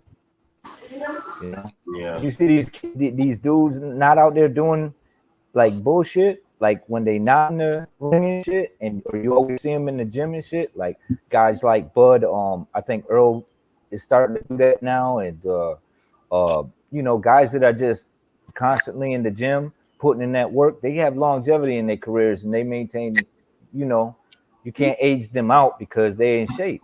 They good. They ain't slipping. You know what I mean? But yeah, Loma Haney, that'll be great if they cross paths. I mean, I see why he'll be favored over Haney a little bit. That's just the fights I want to see. You Oh, know, it'd be a Haney great fight. Yeah. And I think put that O at risk. I think Lomachenko gonna have some issues with that jab in the beginning, but I think he's gonna make the adjustments and go, okay, I don't really have to worry about certain things, and then he's gonna take risks and he's gonna use the angles, and it'll work out in his favor if he does so. Because I don't think Haney's gonna got the power to make him keep his hands at home. You know what I'm saying? I think he's gonna frustrate him at first, but then I think he's gonna change it up. But I could be wrong, man. Maybe he'll be successful, and we'll have a young champ in the mix. You know what I mean? He already is. So I just want to see undisputed, man. Whoever go for that, that's what I'm rooting for. Do you think if Lawan, what up, bro? Oh, my bad. You good? Go ahead, fam. Do you think if T.O. try to wiggle out of the Lomachenko, Bob gonna try to shelf him? Yep. That's part of hey, he said T.O. Sr. came to his house. And that was really basically in so many words, he basically said that was part of the whole restructuring of the contract. The T.O. rematch was part of that shit, man. Ain't no getting out of that. That's the next fight for T.O. if he get beyond. But I don't Cambosis, think T.O. got as much pull in his career as his dad does, because even when Lomachenko hopped in the ring when he beat who was it, Comey, he was like, why is he here? And his son was like, his dad was like, it's Bob wants him in here. It's gonna help the fight. And all that shit. Come on, bro. And I'm like, so this dude making moves and he just convincing T.O. to do whatever he wants to do. So and he got to ride with him because it's his pops. So it's mostly his pops doing the capping. He just following through and repping his pops. So, but hey, he the meat shield though. So he the meat shield for his pops. He got to go through the fire for his pops. So it is what it is. Yep. Go ahead, Groundhog. What you about to say? So T.O. he'll be able to get this Cambosis fight off before that now, right? Because they keep pushing it back. That motherfucker probably Before can't what? make weight, man. T.O. and Cambosis. Is it in September now? They saying that it might be on the card with De La Hoya. And Yeah, I heard about that. Circus fight he got going on. Who he fighting? MMA fighter. Oh boy. Who? An MMA. Wait, who fighting the MMA fighter? Oscar. Oh, nobody worry about Oscar. Yeah. You fighting an MMA fighter, huh? Congratulations. You want payday? Get your payday, dog. Yep. No, but everybody want a payday. Theo Cambosis on there, right? Yeah. Huh? It might be. Hey, you know what, man? Hopefully they're gonna probably make him an undercard now on some YouTuber. Watch. To try to help sell the tickets, because I heard LB said they got receipts, they wasn't selling shit. So maybe they go put him on the undercard of a YouTuber now to make sure that the pay-per-view buys do well. What y'all think? I think he owes the zone so much, man. He owes the zone so much. Golden Boy, when they lost Canelo, they still gotta honor that contract. You know what I'm saying? So he lost so much, he gotta pay them back. That he willing to get his ass whooped by Canelo to give them their money back. Wow. Some shit. He's saying shit like, yo, yeah, he's got weaknesses, man. I see the weaknesses. And it's like, fuck out of here. You gonna fucking murder you, man. Yeah. Right. It's a cap era, man. God damn. Yeah, man. Motherfuckers willing to cap until they get fucking decapitated and shit. Yeah. Washing down a motorcycle for that Sunday ride. Shout out to the homie LeBron and member of the UGC. Yeah, man. They said Tio Cambosis might be on the De La Hoya card. That's why I brought it up. Oh, word. See, I can see that happening, bro. Because he can't fucking do no 2 million buys as a main headliner. I think that's the problem too. Is you got the quote unquote undisputed champion on the undercard of Oscar De La Hoya versus who gives a fuck. Yeah, you know only undisputed fighters headline, not disputed undisputed ass dudes. Teofimo's entertaining. It's just that he just don't have that star power. He need the right opponents. But he should though, and that's the funny thing is it's like the dude's charismatic. The dude, you know what I'm saying? He's a fun fighter to watch. Him and Tank both extremely fun to watch and exciting fighters. So it's like it's all about promoters and Bob ain't gonna promote him because Bob is setting him up like he plotting to fucking get. Come on, man. Everyone knows he want Loma to be the face of fucking Top Rank again. Yeah, it's a fact, man. Because he can't. Because he's not dealing with Bud. He's not worried about. Right, he's not dealing with Bud, and he really don't want to be dealing with Tio. And it's a damn shame because you know what the fucking PBC or DAZN could do with Teofimo Lopez. Yeah, real talk, man. Yeah, man. That's why I don't know why he resigned. Why would resign exactly? Yeah. Shit, Ryan would do great on Fox.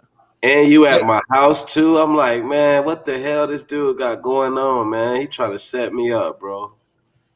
Hey, what y'all feel about Eddie Hearn recently coming out? I seen some footage of Eddie Hearn saying that Canelo would fight anybody.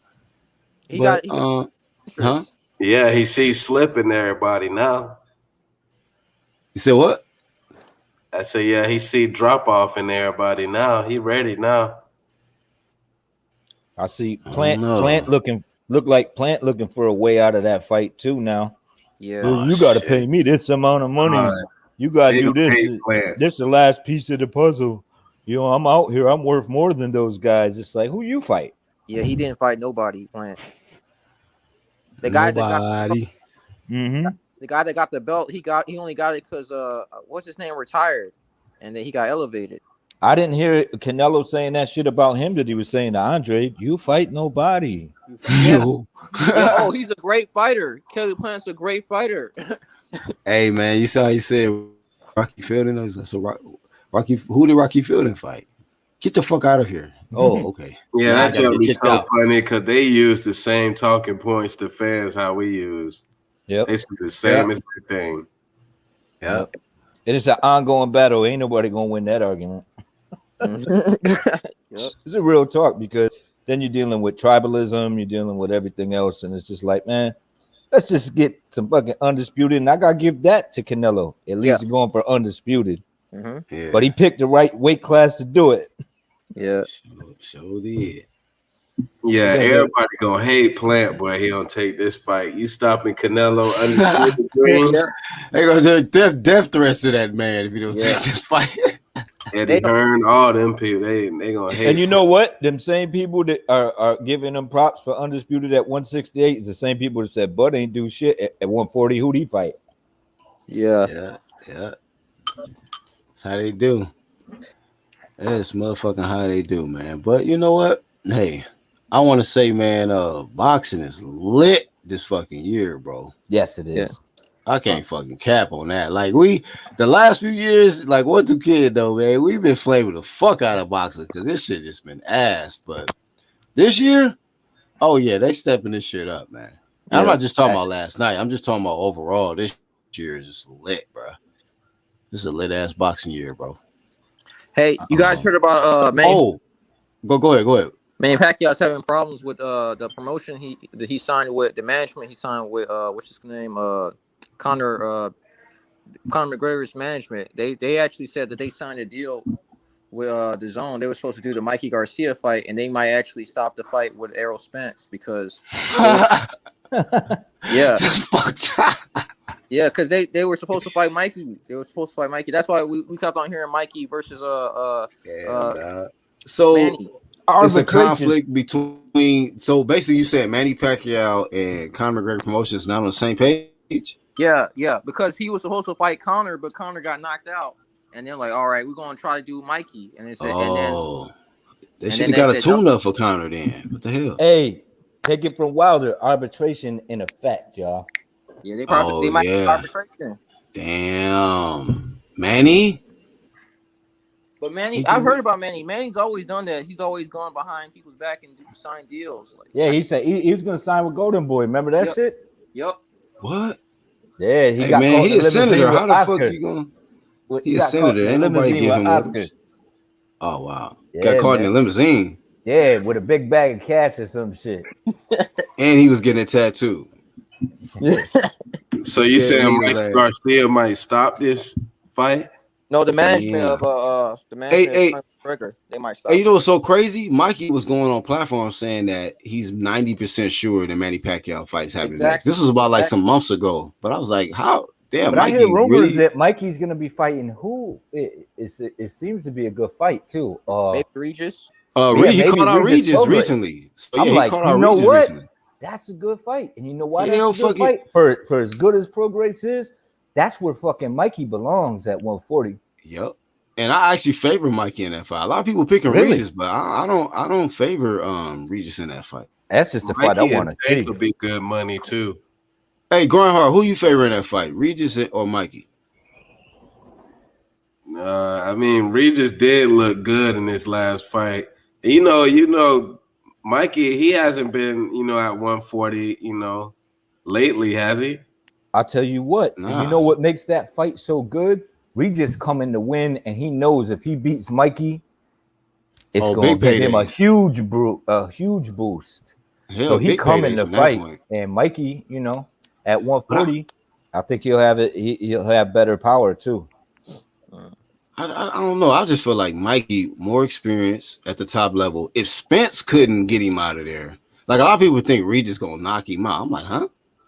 Like No Spence, cap, he got like one of the best 1-2s in the game too. Yeah, like Mikey not no easy work, man. You know what I mean? Like I get it, Spence. He was way in over his head jumping up to 47 to fight Spence. Like a lot of people knew that, but I'm not gonna act like this Regis work is gonna be some shit that it's gonna be like insanely you know what I mean, favored for Regis or something. Like I'm actually favoring Mikey in this fight. Wow, man. that's different. I'm favoring Mikey in this fight because I think that like the 1-2, I think that his jab, I think he got good ass timing. I think he has a very damn decent chin. I think that his power is a problem as well as Regis's, but he don't have to rely on the power. But I think that when he lands his power, I think Regis is gonna have to second guess just coming in. Coming in, he gonna have to move that motherfucking head because Mikey don't hit soft, man. Shit, you can ask Broner, ask Tony's, Robert Easter. That man did a video right after this loss. He said that boy hit hard. You can ask Earl. He boxed him. Earl had to box, man. That man went to decision with the little dude coming up. I said, "What the hell is this?" So I don't really see. Why give this motherfucker an opportunity to crack me? Mm-hmm. I don't blame him. I did the same thing. Nah, jab the shit out of it. Now Regis ain't gonna duck the smoke because he about that work. He about the paydays. But I got a favorite Mikey, man. I think it's a great fight. I think we win. Yeah, fans win. The fans win on that, bro. I really like that fight. He says, Armando, what's up, bro? He said, I thought Barrios was 50-50 and could be an upset alert, but I didn't expect that. Barrios is far more dangerous than all the champions at 130 and far more dangerous than both Ryan and Haney. What's y'all's thoughts on that? Ooh. He got power, but he beat some guys that he was expected to beat, in my opinion. So I didn't know how good he was until he. You feel a lot of people expected him to beat Barrios? A lot of people? Yeah, a lot of people picked Tank to beat Barrios. Yeah, I was one of the people, but I heard a lot of people, respectable people, pick Barrios to win, not just win, but knock out Tank. I was like, damn. I didn't know enough about Barrios, so I didn't really make an assessment. I seen Barrios fight in person, so I mean, I was like, yeah, Tank gonna knock him out, but I like him still. Actually, Mikey said that he's gonna have a lot of trouble with him. Mikey said that Tank gonna have a lot of trouble with Barrios. He said he's a strong dude. He sparred him. Okay. What y'all think about that matchup? Tank and Mikey. Yeah, that's a possible opponent for Tank. That's a damn good fight too. I think that. Yeah, dog. That's a mega fight, bro. That's bigger than Spence. It's a big payday. That's bigger than Mikey Spence. What I don't want to see is Manny Pacquiao and Mikey Garcia. When I would much rather see Regis and Mikey, and I'd much rather see Spence and Manny. You know what I'm saying? I just hate when the boxing politics pull the rug from underneath us and like. I don't want to see Mikey and Manny. I definitely don't want to see Mikey and Manny. That's an easy KO. I don't want to say easy KO, but I got definitely Manny winning that easy. But it's competitive with Manny and Arrow, and it makes more sense, especially if they reinstate him as a super champ and all of that. So they never I hope it don't get fucked up. They never should have stripped him in the first place.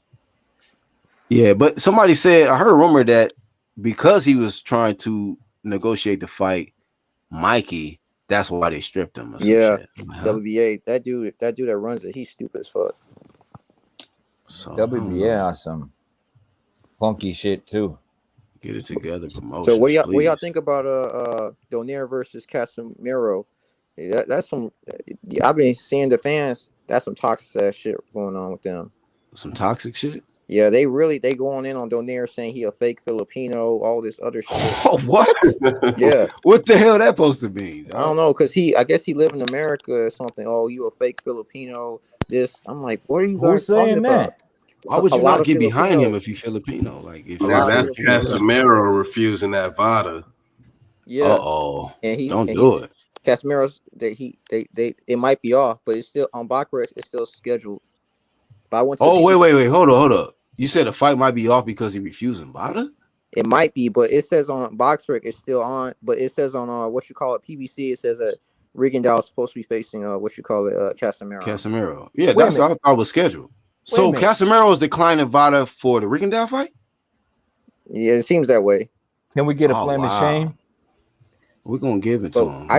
We don't play them type of games over here, Casemiro. Wait a little bit to see what happens. I'm gonna wait what happens. Days. But it's basically a little bit of delay, cycle promotions with the Casemiro type shit.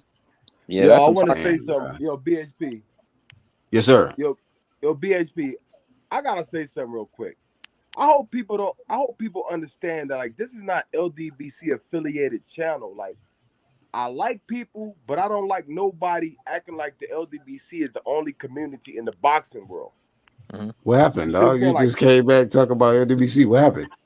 Something must have happened in the chat.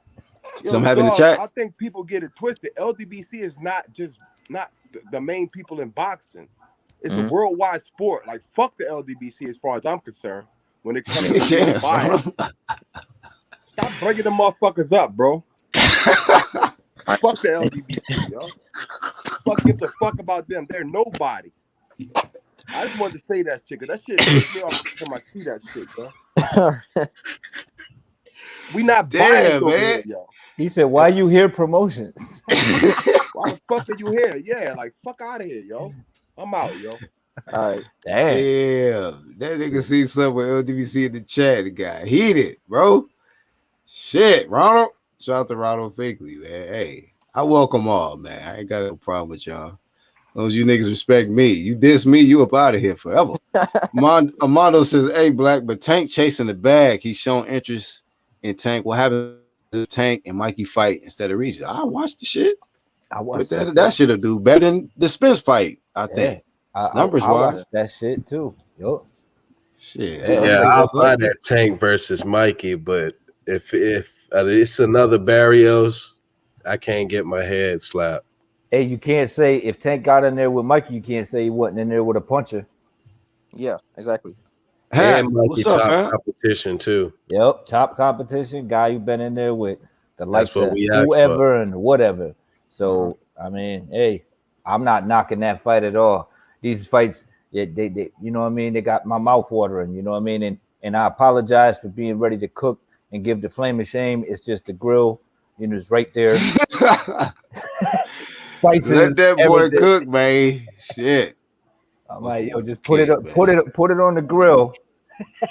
That's it, man. I got a hair trigger, but you know, sometimes I jump ahead of myself. So Oh well, man. Shout Y'all out get this to the right. panel for saying, wait, let's figure this shit out first. Hey, so what about Tank and Regis fight if they fight? Who y'all favoring in that? Man, that's gonna be a classic. Tank and Regis. Gonna be That's a classic. good ass Great fight, fucking too. fight right there, bro. Gonna be a classic. I think Regis Shit. pulls it out. I think it goes later rounds, and I think Regis just slowly Styles make starts fights, man. I'll dogging tell it. you. Yeah, that's true. But I mean, I don't know, man. Damn, that's a good fight. That's a good fight. What's That's the a good fight. experience He with the been southpaw? relentlessly calling them out. How much experience Regis got with southpaw fighters? Quick southpaw fighters. I mean, he fought Josh Taylor who switches, but I mean, I don't know.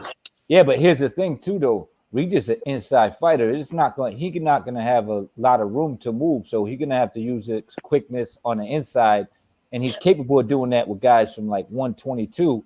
But can I he don't think handle that that fight will weight on happen. him at 140? You know what I mean? That dude pushing on him all night, leaning on him. He's shorter than him. You know what I mean? So he'll be leaning on him a lot, and you know he might get away with the shit. I just see him wearing him out later in the fight, just from his size, his sheer size, and the pressure. Damn. I could be wrong though. I slightly favor Tank, but I don't think that fight will ever happen. I don't think that fight will happen, man. Good fight, but I don't know. Mikey I actually versus kind of Tank more likely. favor Tank a little bit, huh? Mikey versus Tank is more likely than Regis because Mikey's Yeah, more. it's gonna sell.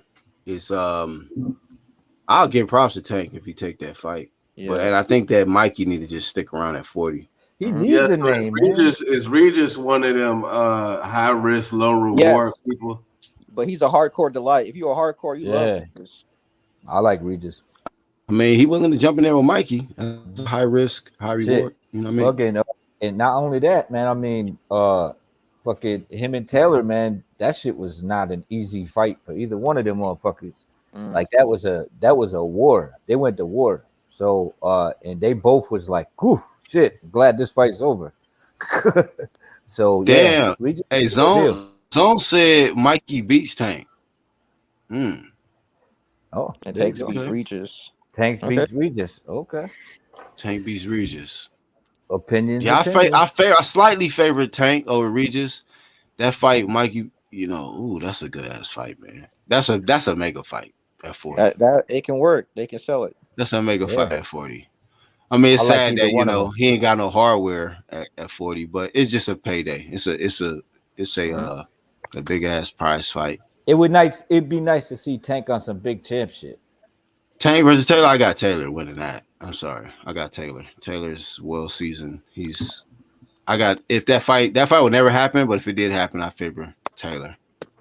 Yeah, I gotta be honest. Taylor, he got the tools and the size. He's Barrios size but scaled. It's not. Yeah, he's on another level than a motherfucking Barrios. You know what I mean? No, and I'm saying aggressive, inside, outside, all that. Man. Huh? I'm just saying he gonna have that size advantage over him, like how Barrios did, but he gonna be way more skilled though. Yeah. He faster than Barrios. He got way more skills than motherfucker. So Taylor the real deal. So who y'all got Donaire or Casemiro winning if they fight? If the fight continues, Donaire or Casemiro? I'm rooting for Donaire. I'm rooting for Donaire also. I like the fact that he's coming back and he's looking sensational on his wins, and everybody kind of wrote him off. And it's nice to see him back and doing his thing, man. It's really nice to see that he got his career got second life. You know hey, 1-2. What if Tank knock out Mikey? Like, what kind of shit? What kind of statement is that, bro? If he go in there, like I said, that's a hell of a statement. That'd be a hell of a statement because he could really be even Spence didn't do. Pound for pound. Right. He went up to 47, went the distance with Spence. But if Mikey, if Tank go in there and blaze Mikey like he did like Barrios or some shit, like damn, like I wouldn't make him pound for pound because I think he gotta go grab some real straps. Yeah. Some super straps. But if he did that and then was getting wins like that in the process, man, sky's the limit for that kid, man. Sky's the fucking limit. You better fucking believe it. Hell yeah. What a fantastic win. You know what I mean? I don't people think I be hating on these motherfuckers. I just be hating on the politics of the bullshit. You see the post-fight conference. I respect Floyd, but Can he just fall back once in a while and just let Tank get his shine? It's always I told you this, I told you that with Floyd, bro. Yeah, man. Do you have to wear that's all the? That's Floyd, man. What you talking about? Yeah, He gonna man. constantly do that. He could care less. If motherfucker walk around with a jockey suit, he'll give a fuck, man. This dude don't care. Man. Yo, he This got dude like had, 20 different like chains 8, on. he had like 9 chains on. What's And then mixed Floyd the gold doing? up. He had the platinum, the gold, the rose gold, and no fade. And I'm like, yo, this dude don't give a fuck, man. Look at this hair. Look at this hairline. I just hope Stayed Floyd can scalp. keep. I just hope Floyd can keep the same energy if things don't go right one night. I don't want to see him like abandon Switch Tank up, switch up on Tank if he lose. Yeah, because that's kind of what I think the type of dude Floyd is. Yeah, he said I remember he did an interview. He said, "Which team you root for? The one that's winning." I'm like, "Oh shit." And wasn't he behind Gamboa? Floyd? Really? Because no, they 50 were Cent was. 50 Cent, I think. Yeah. 50 Cent was behind Gameboy. Hey, Haplo, what's up, fam? What's going on, man? What's your thoughts, man? What you want to give a comment backwoods, on? I get the janky backwoods internet, so if I cut out, sorry about that. Yeah. Broke down Cali Wi-Fi promotions. No, I'm in Utah right now. Oh, word? Place in Utah, yeah. Salt Lake Wi-Fi ass promotion. Go ahead. What do I think about Regis and Tank? Either one, yeah. Tank, Regis and Tank, Tank and Taylor, Tank and Mikey, whatever. I'm assuming that Regis is moving up to 140 now, considering you're talking about Mikey and Tank. Regis is at 140. Regis is at 40 right now, fam. Oh, he's at 40? Oh, okay. Yeah. I think I give him the edge in the Mikey fight slightly. I think Tank is a bad style matchup for him because he likes to fight on the inside, and Tank needs to get close to land punches. He was missing, even though he won last night. He was missing a lot when the other guy was on the outside. I saw him whiff a lot of punches, but then it didn't matter because he landed what he needed to. But most of them knockdowns came, other than the body shot, from the outside. The hook was he came from the outside. That right hook. I was like, ooh, hey. And I ain't never really seen that from Tank. Tank usually throw like the left, the straight or the uppercut from the left, you know. But how that lead hook, that was nice, bro. Barrios did not want to commit on the inside, though. Yeah. He was timing him and jumping in. When that man leaned up on the ropes like, come get me, that motherfucker said, here's this jab. I'm not going in there. I know there's an uppie waiting for me. You know what I mean? Hey, Laurent Laurent with the super chat said he need the AB break. Let's get it. Continue, Hablo. Shout out to Laurent in the chat. Yeah, I thought it was a good fight. I didn't think it was pay-per-view worthy, but I enjoyed it. But yeah, hey, it was a good card, man. I thought it was, $75. Yeah, the card was decent. I was impressed. I was impressed by the card. Like, I think that, going forward, if they're gonna put somebody on paper, if you're gonna do the pay-per-view for PBC, have at least 2 or 3 good names, known fighters, meaningful fights on the card, not tune-up fights and then one main event where it's a championship fight. They did have the Rosario and what's his damn? I forgot his name. Rosario, right? Lubin. Yeah, that was on there. But still, to me, when I think about it, man, that was, that was dope stream promotions.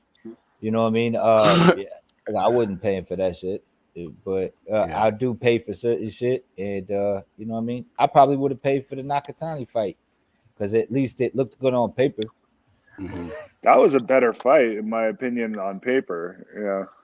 Hey, I want to actually mention this, man. I watched on the undercard Adames. At least his first name was Carlos Adames. Hey, bro, he nice too, man. At 54, and the way he disposed of what the fuck was the dude he was fighting? Salazar. Yeah, hey, one of Freddie Roach's fighters and shit. Hey, man, dude, pretty nice, man. Dude, pretty nice. I like the way he got him out of there. And with him being at 54, I'm like, damn, 54 is fucking lit It's crazy with that fighters, Patrick bro. Teixeira beat He him. was struggling to land though. Salazar was boxing until he got his ass knocked out. I mean, because Salazar was doing really good. He real rangy, tall. He was using his reach advantage, so it took him some rounds to really, figure out how to get on the inside of Salazar. But Adames is pretty nice, bro. He pretty nice too. And I think I was you know what I was thinking about? I told my lady, I said, I would love to see Lubin versus Adames. That's a good fucking style matchup right there. Yeah, What y'all think? Yeah, that'd be cool. actually, it is. That'd be a good fight. Yeah, Champ, Lubin should be able to outbox. yeah, I just think that he'll bring some problems. Champ says Adames is from Top Rank. They released him after he lost to Teixeira. And Ronald Yep. said Adames got dude out of there with the stanky leg, bulking your kids up. Yeah. And So I about thought he did a that, pretty damn good job. Bob about that guys start fight, releasing guys. Adames Huh? had 2 weeks for that fight, and Salazar had Like 1 7 week. days. Yeah. And That they was looked crazy. like they both looked like they needed that training, but So I mean, I was kind of impressed by him. He only had one loss to the former WBO champ Patrick Teixeira. So I think and he's out of where he from? I forgot. Dominican Republic. So Yep. he repping Dominican Republic, and he looked like a problem at 54. I can see him beating a lot of dudes. I think he a problem for a guy like Tony Harrison. He a problem for a guy like a good matchup for JRock, Jared Hurd. But I think Lubin will be like the real test for him. Like, Lubin is a problem, bro. Lubin's a motherfucking problem. But I like his style though. He can really fight. He's a fun fighter, man. yeah, that's a lot of power he got, man. Hey, Top Rank gotta start releasing these fighters after they lose. That's ridiculous.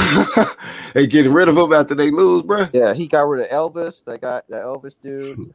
Oh, Yeah. for real? Yeah, they released Elvis, and now they That's released fine. Carlos. I'm like, what the fuck? They gotta start. Oh, releasing- hell no. They released that man because he lost? Yes.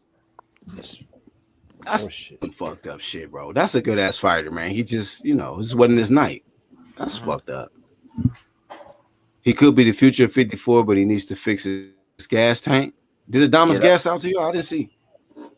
I don't know if he gassed out. That fight, he probably talking about other fights. Yeah, That I don't fight think it was too in that short fight. to gas out. I don't know why anybody signs with Top Rank. All Bob does is talk shit about his fighters and then cut them if they lose. It's pretty much his Damn. whole. I didn't know he his cut whole operation. Elvis. That's Yep. fucked up right there, bro. Yeah, Like, why would you cut him? Homie, exciting. Bob Earl reminds me of that motherfucker that act like they ain't shit on you. Like, yo, what up? And you like, I'm gonna put you dead in your mouth. Like, why you stopping? Why you going to stop me in the middle of the street like we people? He's that dude. He was like, so, we should sign this contract. But yo, Black, thanks for having me. Everybody on the panel, man. I just want to have before I go, a moment of silence. I want this fight to happen between Spence and Manny Pacquiao, and hopefully arbitration doesn't fuck up the unification. Peace to the UGC, yo. Everybody in the chat, everybody, man. Peace. Shout out to 1-2 Kid. Make sure y'all support my brother 1-2 Kid. Subscribe to him. One of the dopest motherfucking content creators I know. Armando said Adonis gassed out against Patrick. Yeah, I didn't watch that fight. He looked good last night, though. Says I meant Bradham Adams is good for 154 Lubin or winner of Castano versus Charlo or Aries Landy Laura. So 154 is pretty stacked up, man. And one thing JRock did say is that people don't give the 54 division enough credit. He was talking about how the belts keep switching, to different names because everybody's mixing it up. Everybody's fighting each other.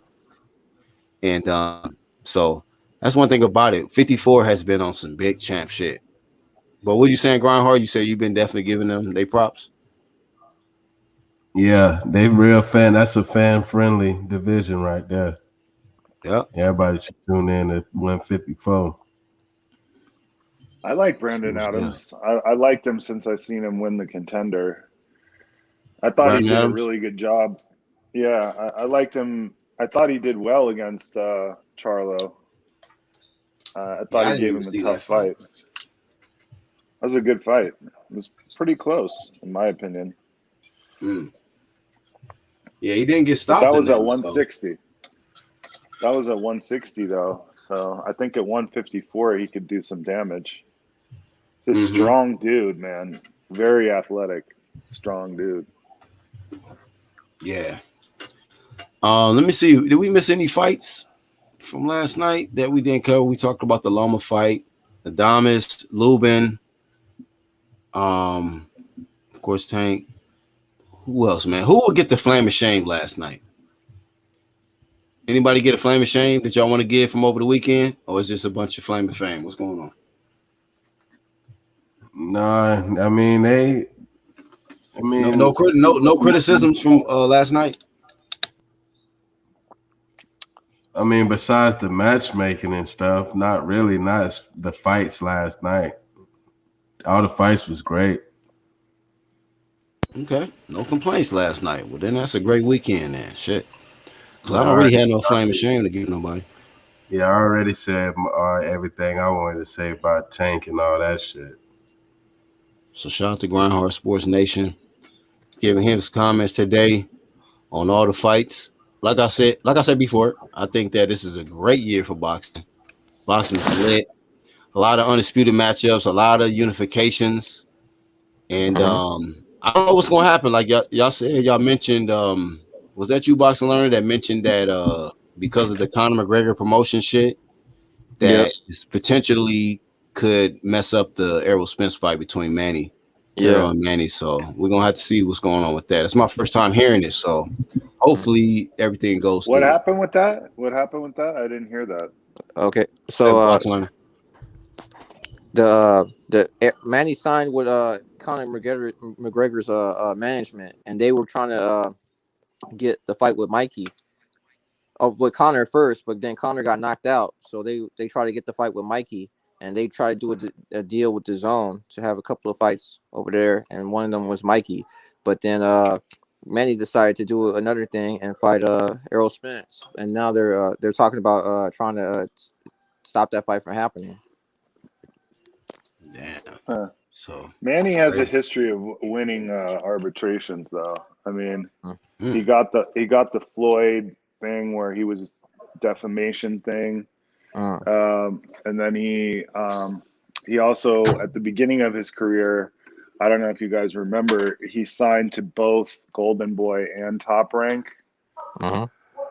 and he wanted to go with Top Rank, and they went to court, and he won that too. So he must have a good legal team. Yep. AOB says Floyd flame of shame for them stupid chains and shouting over the trainer to Tank in between rounds. So he's flaming Floyd. I think somebody said something like, he got on the chains, but he didn't get no fade and all of that shit. So I give him the flame. I give him the flame of shame for like trying to grow his hair out again. Why? He can't grow his hair out? I thought he looked better with the bald head. Shave your shit off promotions, man. Goddamn. So Floyd gets the flame of shame, I guess. Yeah, I mean, he had a whole hell of a lot of chains. I'm like, this motherfucker got 9 chains on, dog. Sasquatch looking ass motherfucker with chains on, man. You gotta watch that D Hodges. Oh, what y'all think about that backflip that Tank did? I thought that was lit. Yeah, this shit was lit. Hey, it could have been bad. He could have landed on his trainer. The trainer walked up. You know what I mean? That's some wrestling shit. You think he's trying to copy Tiafimo? No, hey man, no, that's better. That motherfucker went up on the damn top of the ropes and kicked that flip, bro. That's entertainment. And he jumped over his trainers, bro. I was like, oh shit. And he been doing it. I saw a video of him doing it 2 years ago. Oh, word? I never seen Tank do that. I was like, oh, that shit was lit. That motherfucker knocked him out and then did a backflip off the ropes. Like, damn. I used to think it was crazy when Nassim Hamed would do a flip into the ring before the fight. The front flip, that shit was lit. Because like if you fuck that up, bro, you're not fighting, dude. You land on your head or some shit. Like after the fight, it's a little safer because if you fuck up, like you're just gonna get some stitches. But Hey, Armando Nassim. said, "Flame of shame to me and my dad. We thought Barrios was going to beat Tank and be able to handle his power and give back. Boy, we were wrong. We ain't doubting Tank no more." Yeah, I Hey, gotta Flame of confess. shame to Armando and his pops. Yeah, I gotta confess. I bet on Barrios just because the odds were that good. I bet the 11th round he would win, but that's the round he got stopped. I might give Barrios a slight flame of shame for getting stopped by Tank. Why? Why you get Flame of Well, shame to get stopped? you got a guy who came up 2 weight classes that's way smaller than you, and then you get sparked. Damn. I don't know. Yeah, he was getting knocked around. Not a good look.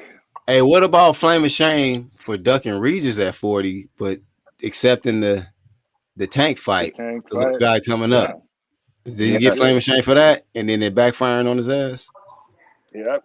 He said he was Damn, gonna move up to Barrios. 147, so yeah, I guess so.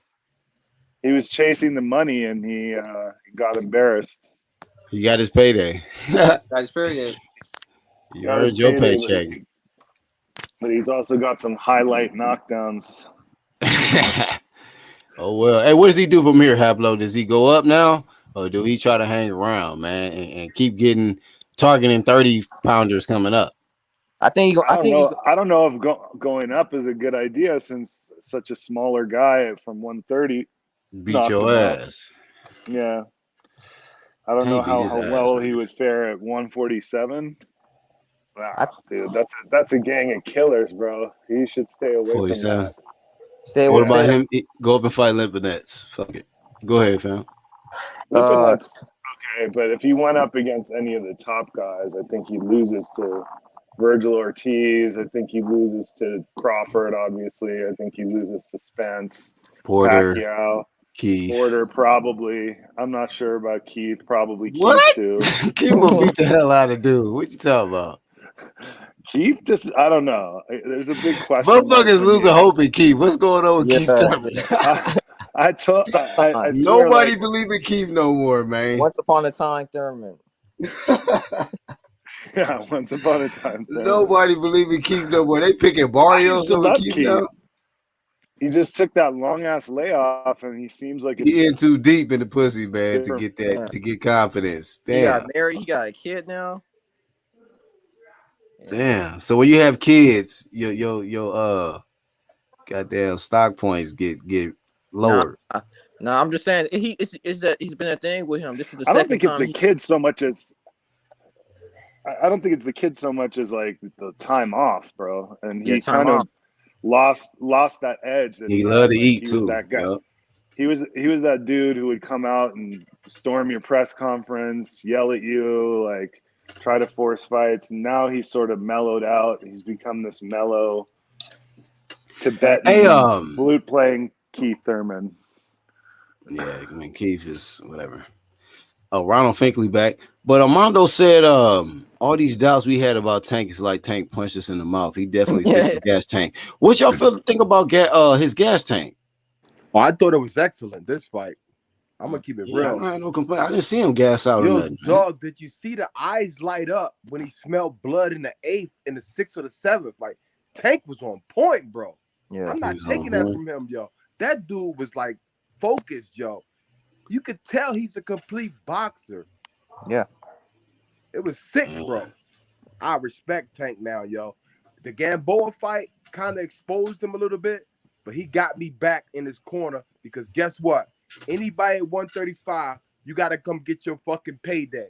Like, real talk. If you want to fight, motherfucker, you want a big Is he the cash cow between 30 and 40? Who's the cash? Is Tank the cash cow from 30 and 40? He brings out the crowds. I believe he is. I was actually looking and I was like, yo, it's motherfuckers out there. Even in the top rows and shit. I was like, damn. Yo, Mexico got great fans, but Tank got great fans too, even though they casuals. But that motherfucker's explosive. If you want a payday, you're gonna have to go by his rules. He Canelo. I mean, he got all kind of like the niggas that wear the grills, niggas that wear skinny jeans. You got niggas that just do all, hip hop community. And he got projects. He got all kind of people coming out, man. Yo, he got the dots. He got the transvesties, all that shit. Yeah, gay niggas coming out, all kind of motherfuckers. Showtime affiliates. Tank did his due diligence. They say Tank going 147. Nah, I mean when they asked him about that in the press conference, I don't think he said that. I think he said he gonna leave it to his team, but I doubt they moving up to 47 unless he's going after the vacant regular belt, the WBA regular. Ain't If going this is after the vacant, they gonna have him. Somebody said they gonna order him and what they say Figueroa or some shit yo. He going for after the the regular Moms shit. and Pop store belt at 147.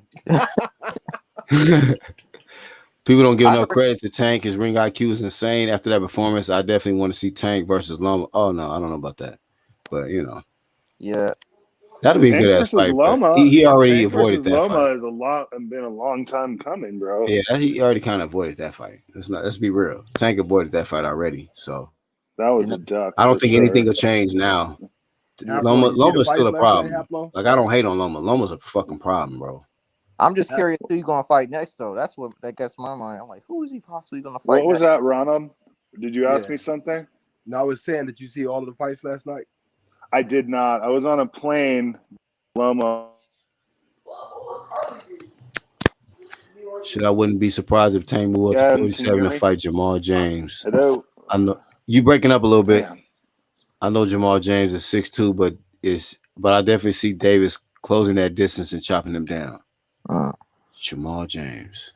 Yeah, that's the guy that fought Stanios. He fought Stanios last, I think. Was that him, yo? That fought No, that was Stanios? Justin DeLoach, I think. Justin DeLoach and Oh, yeah, Justin DeLoach fought Stanley Lewis. Ayob says Tank the biggest name at 35. Who Yeah, bigger than him at 30, 35, or 40? nobody's bigger than him. Nobody. Damn. Even Taylor, even though Taylor's the guy, the most skilled guy, The more accomplished, but he not bigger than bigger star power than Tank. Yep. Yeah, I think that I caught the end, Ronald. I caught the last few seconds of the Loma and then the Tank. That was about it. yo, So I was in a you know what plane. I don't want to see capping right now? Ryan Garcia, because Tank just did the Campbell fight dirty. Like he moved up a division. Put it like this: like Ryan Garcia should want to fight Tank, and Golden Boy should want to fight Tank, but they not. But Tank is probably the most legit cash cow at 135 right now, even though there are elite boxers there. But Tank did something that none of them did. He on his Canelo shit. Yeah. Real talk. What you mean? Canelo shit. Yo, dog, if you can move around divisions, it don't matter if you like the elite, like actual. But the way it works now is if you're not the actually elite standard of a mandatory like champion in the division, it don't matter. It just matters like how you move. And I just think that's where I think that Ryan Garcia, even though he think he got more fans, but he's not as elite as Tank is as far as like the fan base. The fan base is like authentic with Tank. But and plus he boxes great for them, and so does Ryan Garcia. But right now, that would be the best fight to make if they really want to have legendary status, because that I would think. negate Hey all. Ron, let me ask you this, man. I think every fight is important when it comes to you building up your fan base and having more success in your next one. Do you feel like Tank Davis' last performance really expanded his fan base and took him to another level? Man, yeah. Yeah, it did, because I was the most critical person of Tank. Like I've never gave Tank's props because he fought Right. Gamboa, and then he fought Leo Santa Cruz. But him moving up made me, and plus the way he like looked and how he was composed made me understand who Tank Davis was as far as for all three divisions. He's somebody that could fit in anywhere. So that's why I give him the Canelo status.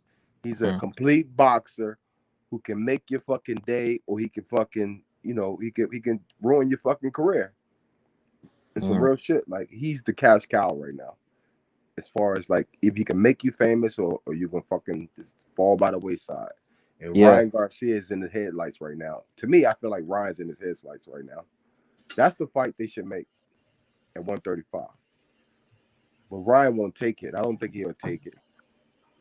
Right. They need legendary status. They don't need to sit there and like try to act like they the clout chasers, or they the person that's the best in the division when they really not. You have to fight for legendary status for people to remember you, whether you win or lose. Like look at Taylor. Like I respect Taylor now. He beat Ramirez, bro. That's a big win to me. I'm gonna remember that fight forever. You Right. know, that's all I'm saying. You know, Sure. Well, shit, man. I think we pretty much covered everything for over the weekend. Did we miss anything? Nah. oh yeah, the statues, but that's another day. You want to comment on that, man? I don't know if you got to comment on that shit last time, man. But you know, if you want to, you can, man. I applied flame to that shit. I mean, it's been Oh, a you hot did? topic over the weekend. Yeah, I did. I'm gonna say it like this: if you're gonna be a black snowflake in 2021, instead What of that looking at it fucking for what mean, it dog? is, yo, dog, meaning not you. I'm talking about like if somebody want to be a black snowflake in 21 and compare like them making a statue, a great artist making a statue of Deontay Wilder hitting the ground, something that I remember, and you didn't make him a statue, you a fuck boy. You a dumb motherfucker. You not a boxing fan. It was a great look to me. I feel like at least they fucking represented Tyson Fury in a good light. That's the way I look at it. I ain't got time for this shit, yo. Stop being fucking like acting like everything is oppressive. They made a statue. It was good art.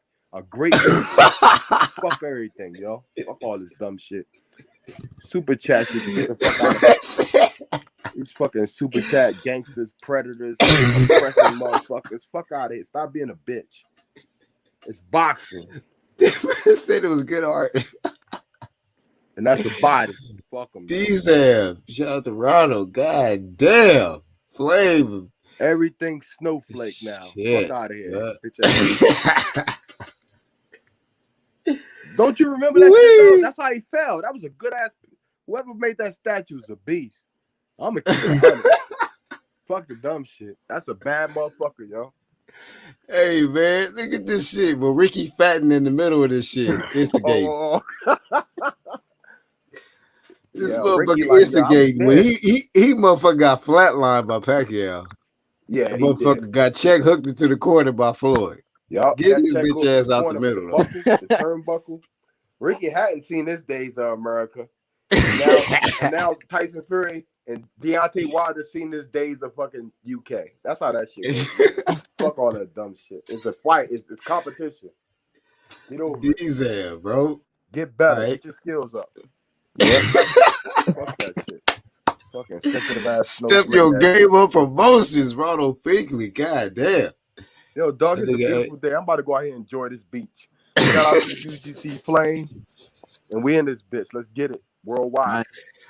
That man said, Flame of Shane Wilder, Flame of Fame to the statue. I'm going to the beach. Right. Not Disneyland, the beach. These have. He said, Black Snowflake. Bro. God damn. That was enough flame. You got anything else to add, Boxing Learner? Shit. Another great live stream, man. That's why I come here. Always, live streams are always heat, man. Man, you always welcome, bro. Appreciate you coming on Boxing Learner. All right. Y'all get over there, support Boxing Learner. Real dude. You know what I mean? He definitely comes through and shows support. So AI said they need to make a statue of when Wilder met Trump. Oh shit. Shit is getting ignorant. You know what I mean? So right. Make a statue of that. All right. But appreciate you, Boxing Learner. All right, I'm out. No doubt. Hey man, support who supports you. BHP is all about bringing shine not just to my damn self. We don't do that type of shit. We out here to bring shine to everybody else coming through, showing support to the UGC. If anybody got a problem, holla at me, man. Holla at me. You know what I mean? Shout out to the whole clique. Hit up the channels tab. Shout out the content creators there. Shout out to Ronald Fink. He said, peace, boxing heads. Shout out to the True Media gang. Everybody that always shows support. And always make it happen, man. It was a great week of fights. Great weekend of fights. And I look forward to the next weekend of fights, man. 2021 is lit. I can't cap, man. I brought a lot of flame of shame to the boxing because we ain't been getting the fights that we want to see. But I gotta say, flame of fame to 2021 when it pertains to the boxing content, man. It's a lot. It's a lot cracking and a lot more going on than just one or two fights. Shout out to the weed community. You You know, y'all consistently get bodied, man. But shout out to the weak community as well. That's the one that be saying we about to do this and all of that on account of another fighter and shit. But shout out to y'all. When it's all said and done, man, I'm your boy BHP. And I'm gonna catch y'all on the next one, man. Let me see what y'all talking about before we get out. Yes, indeed. UDC Click, I appreciate y'all. Everybody in the live chat and everybody that caught the playback. Till the next time, man. Horseman, I'm out.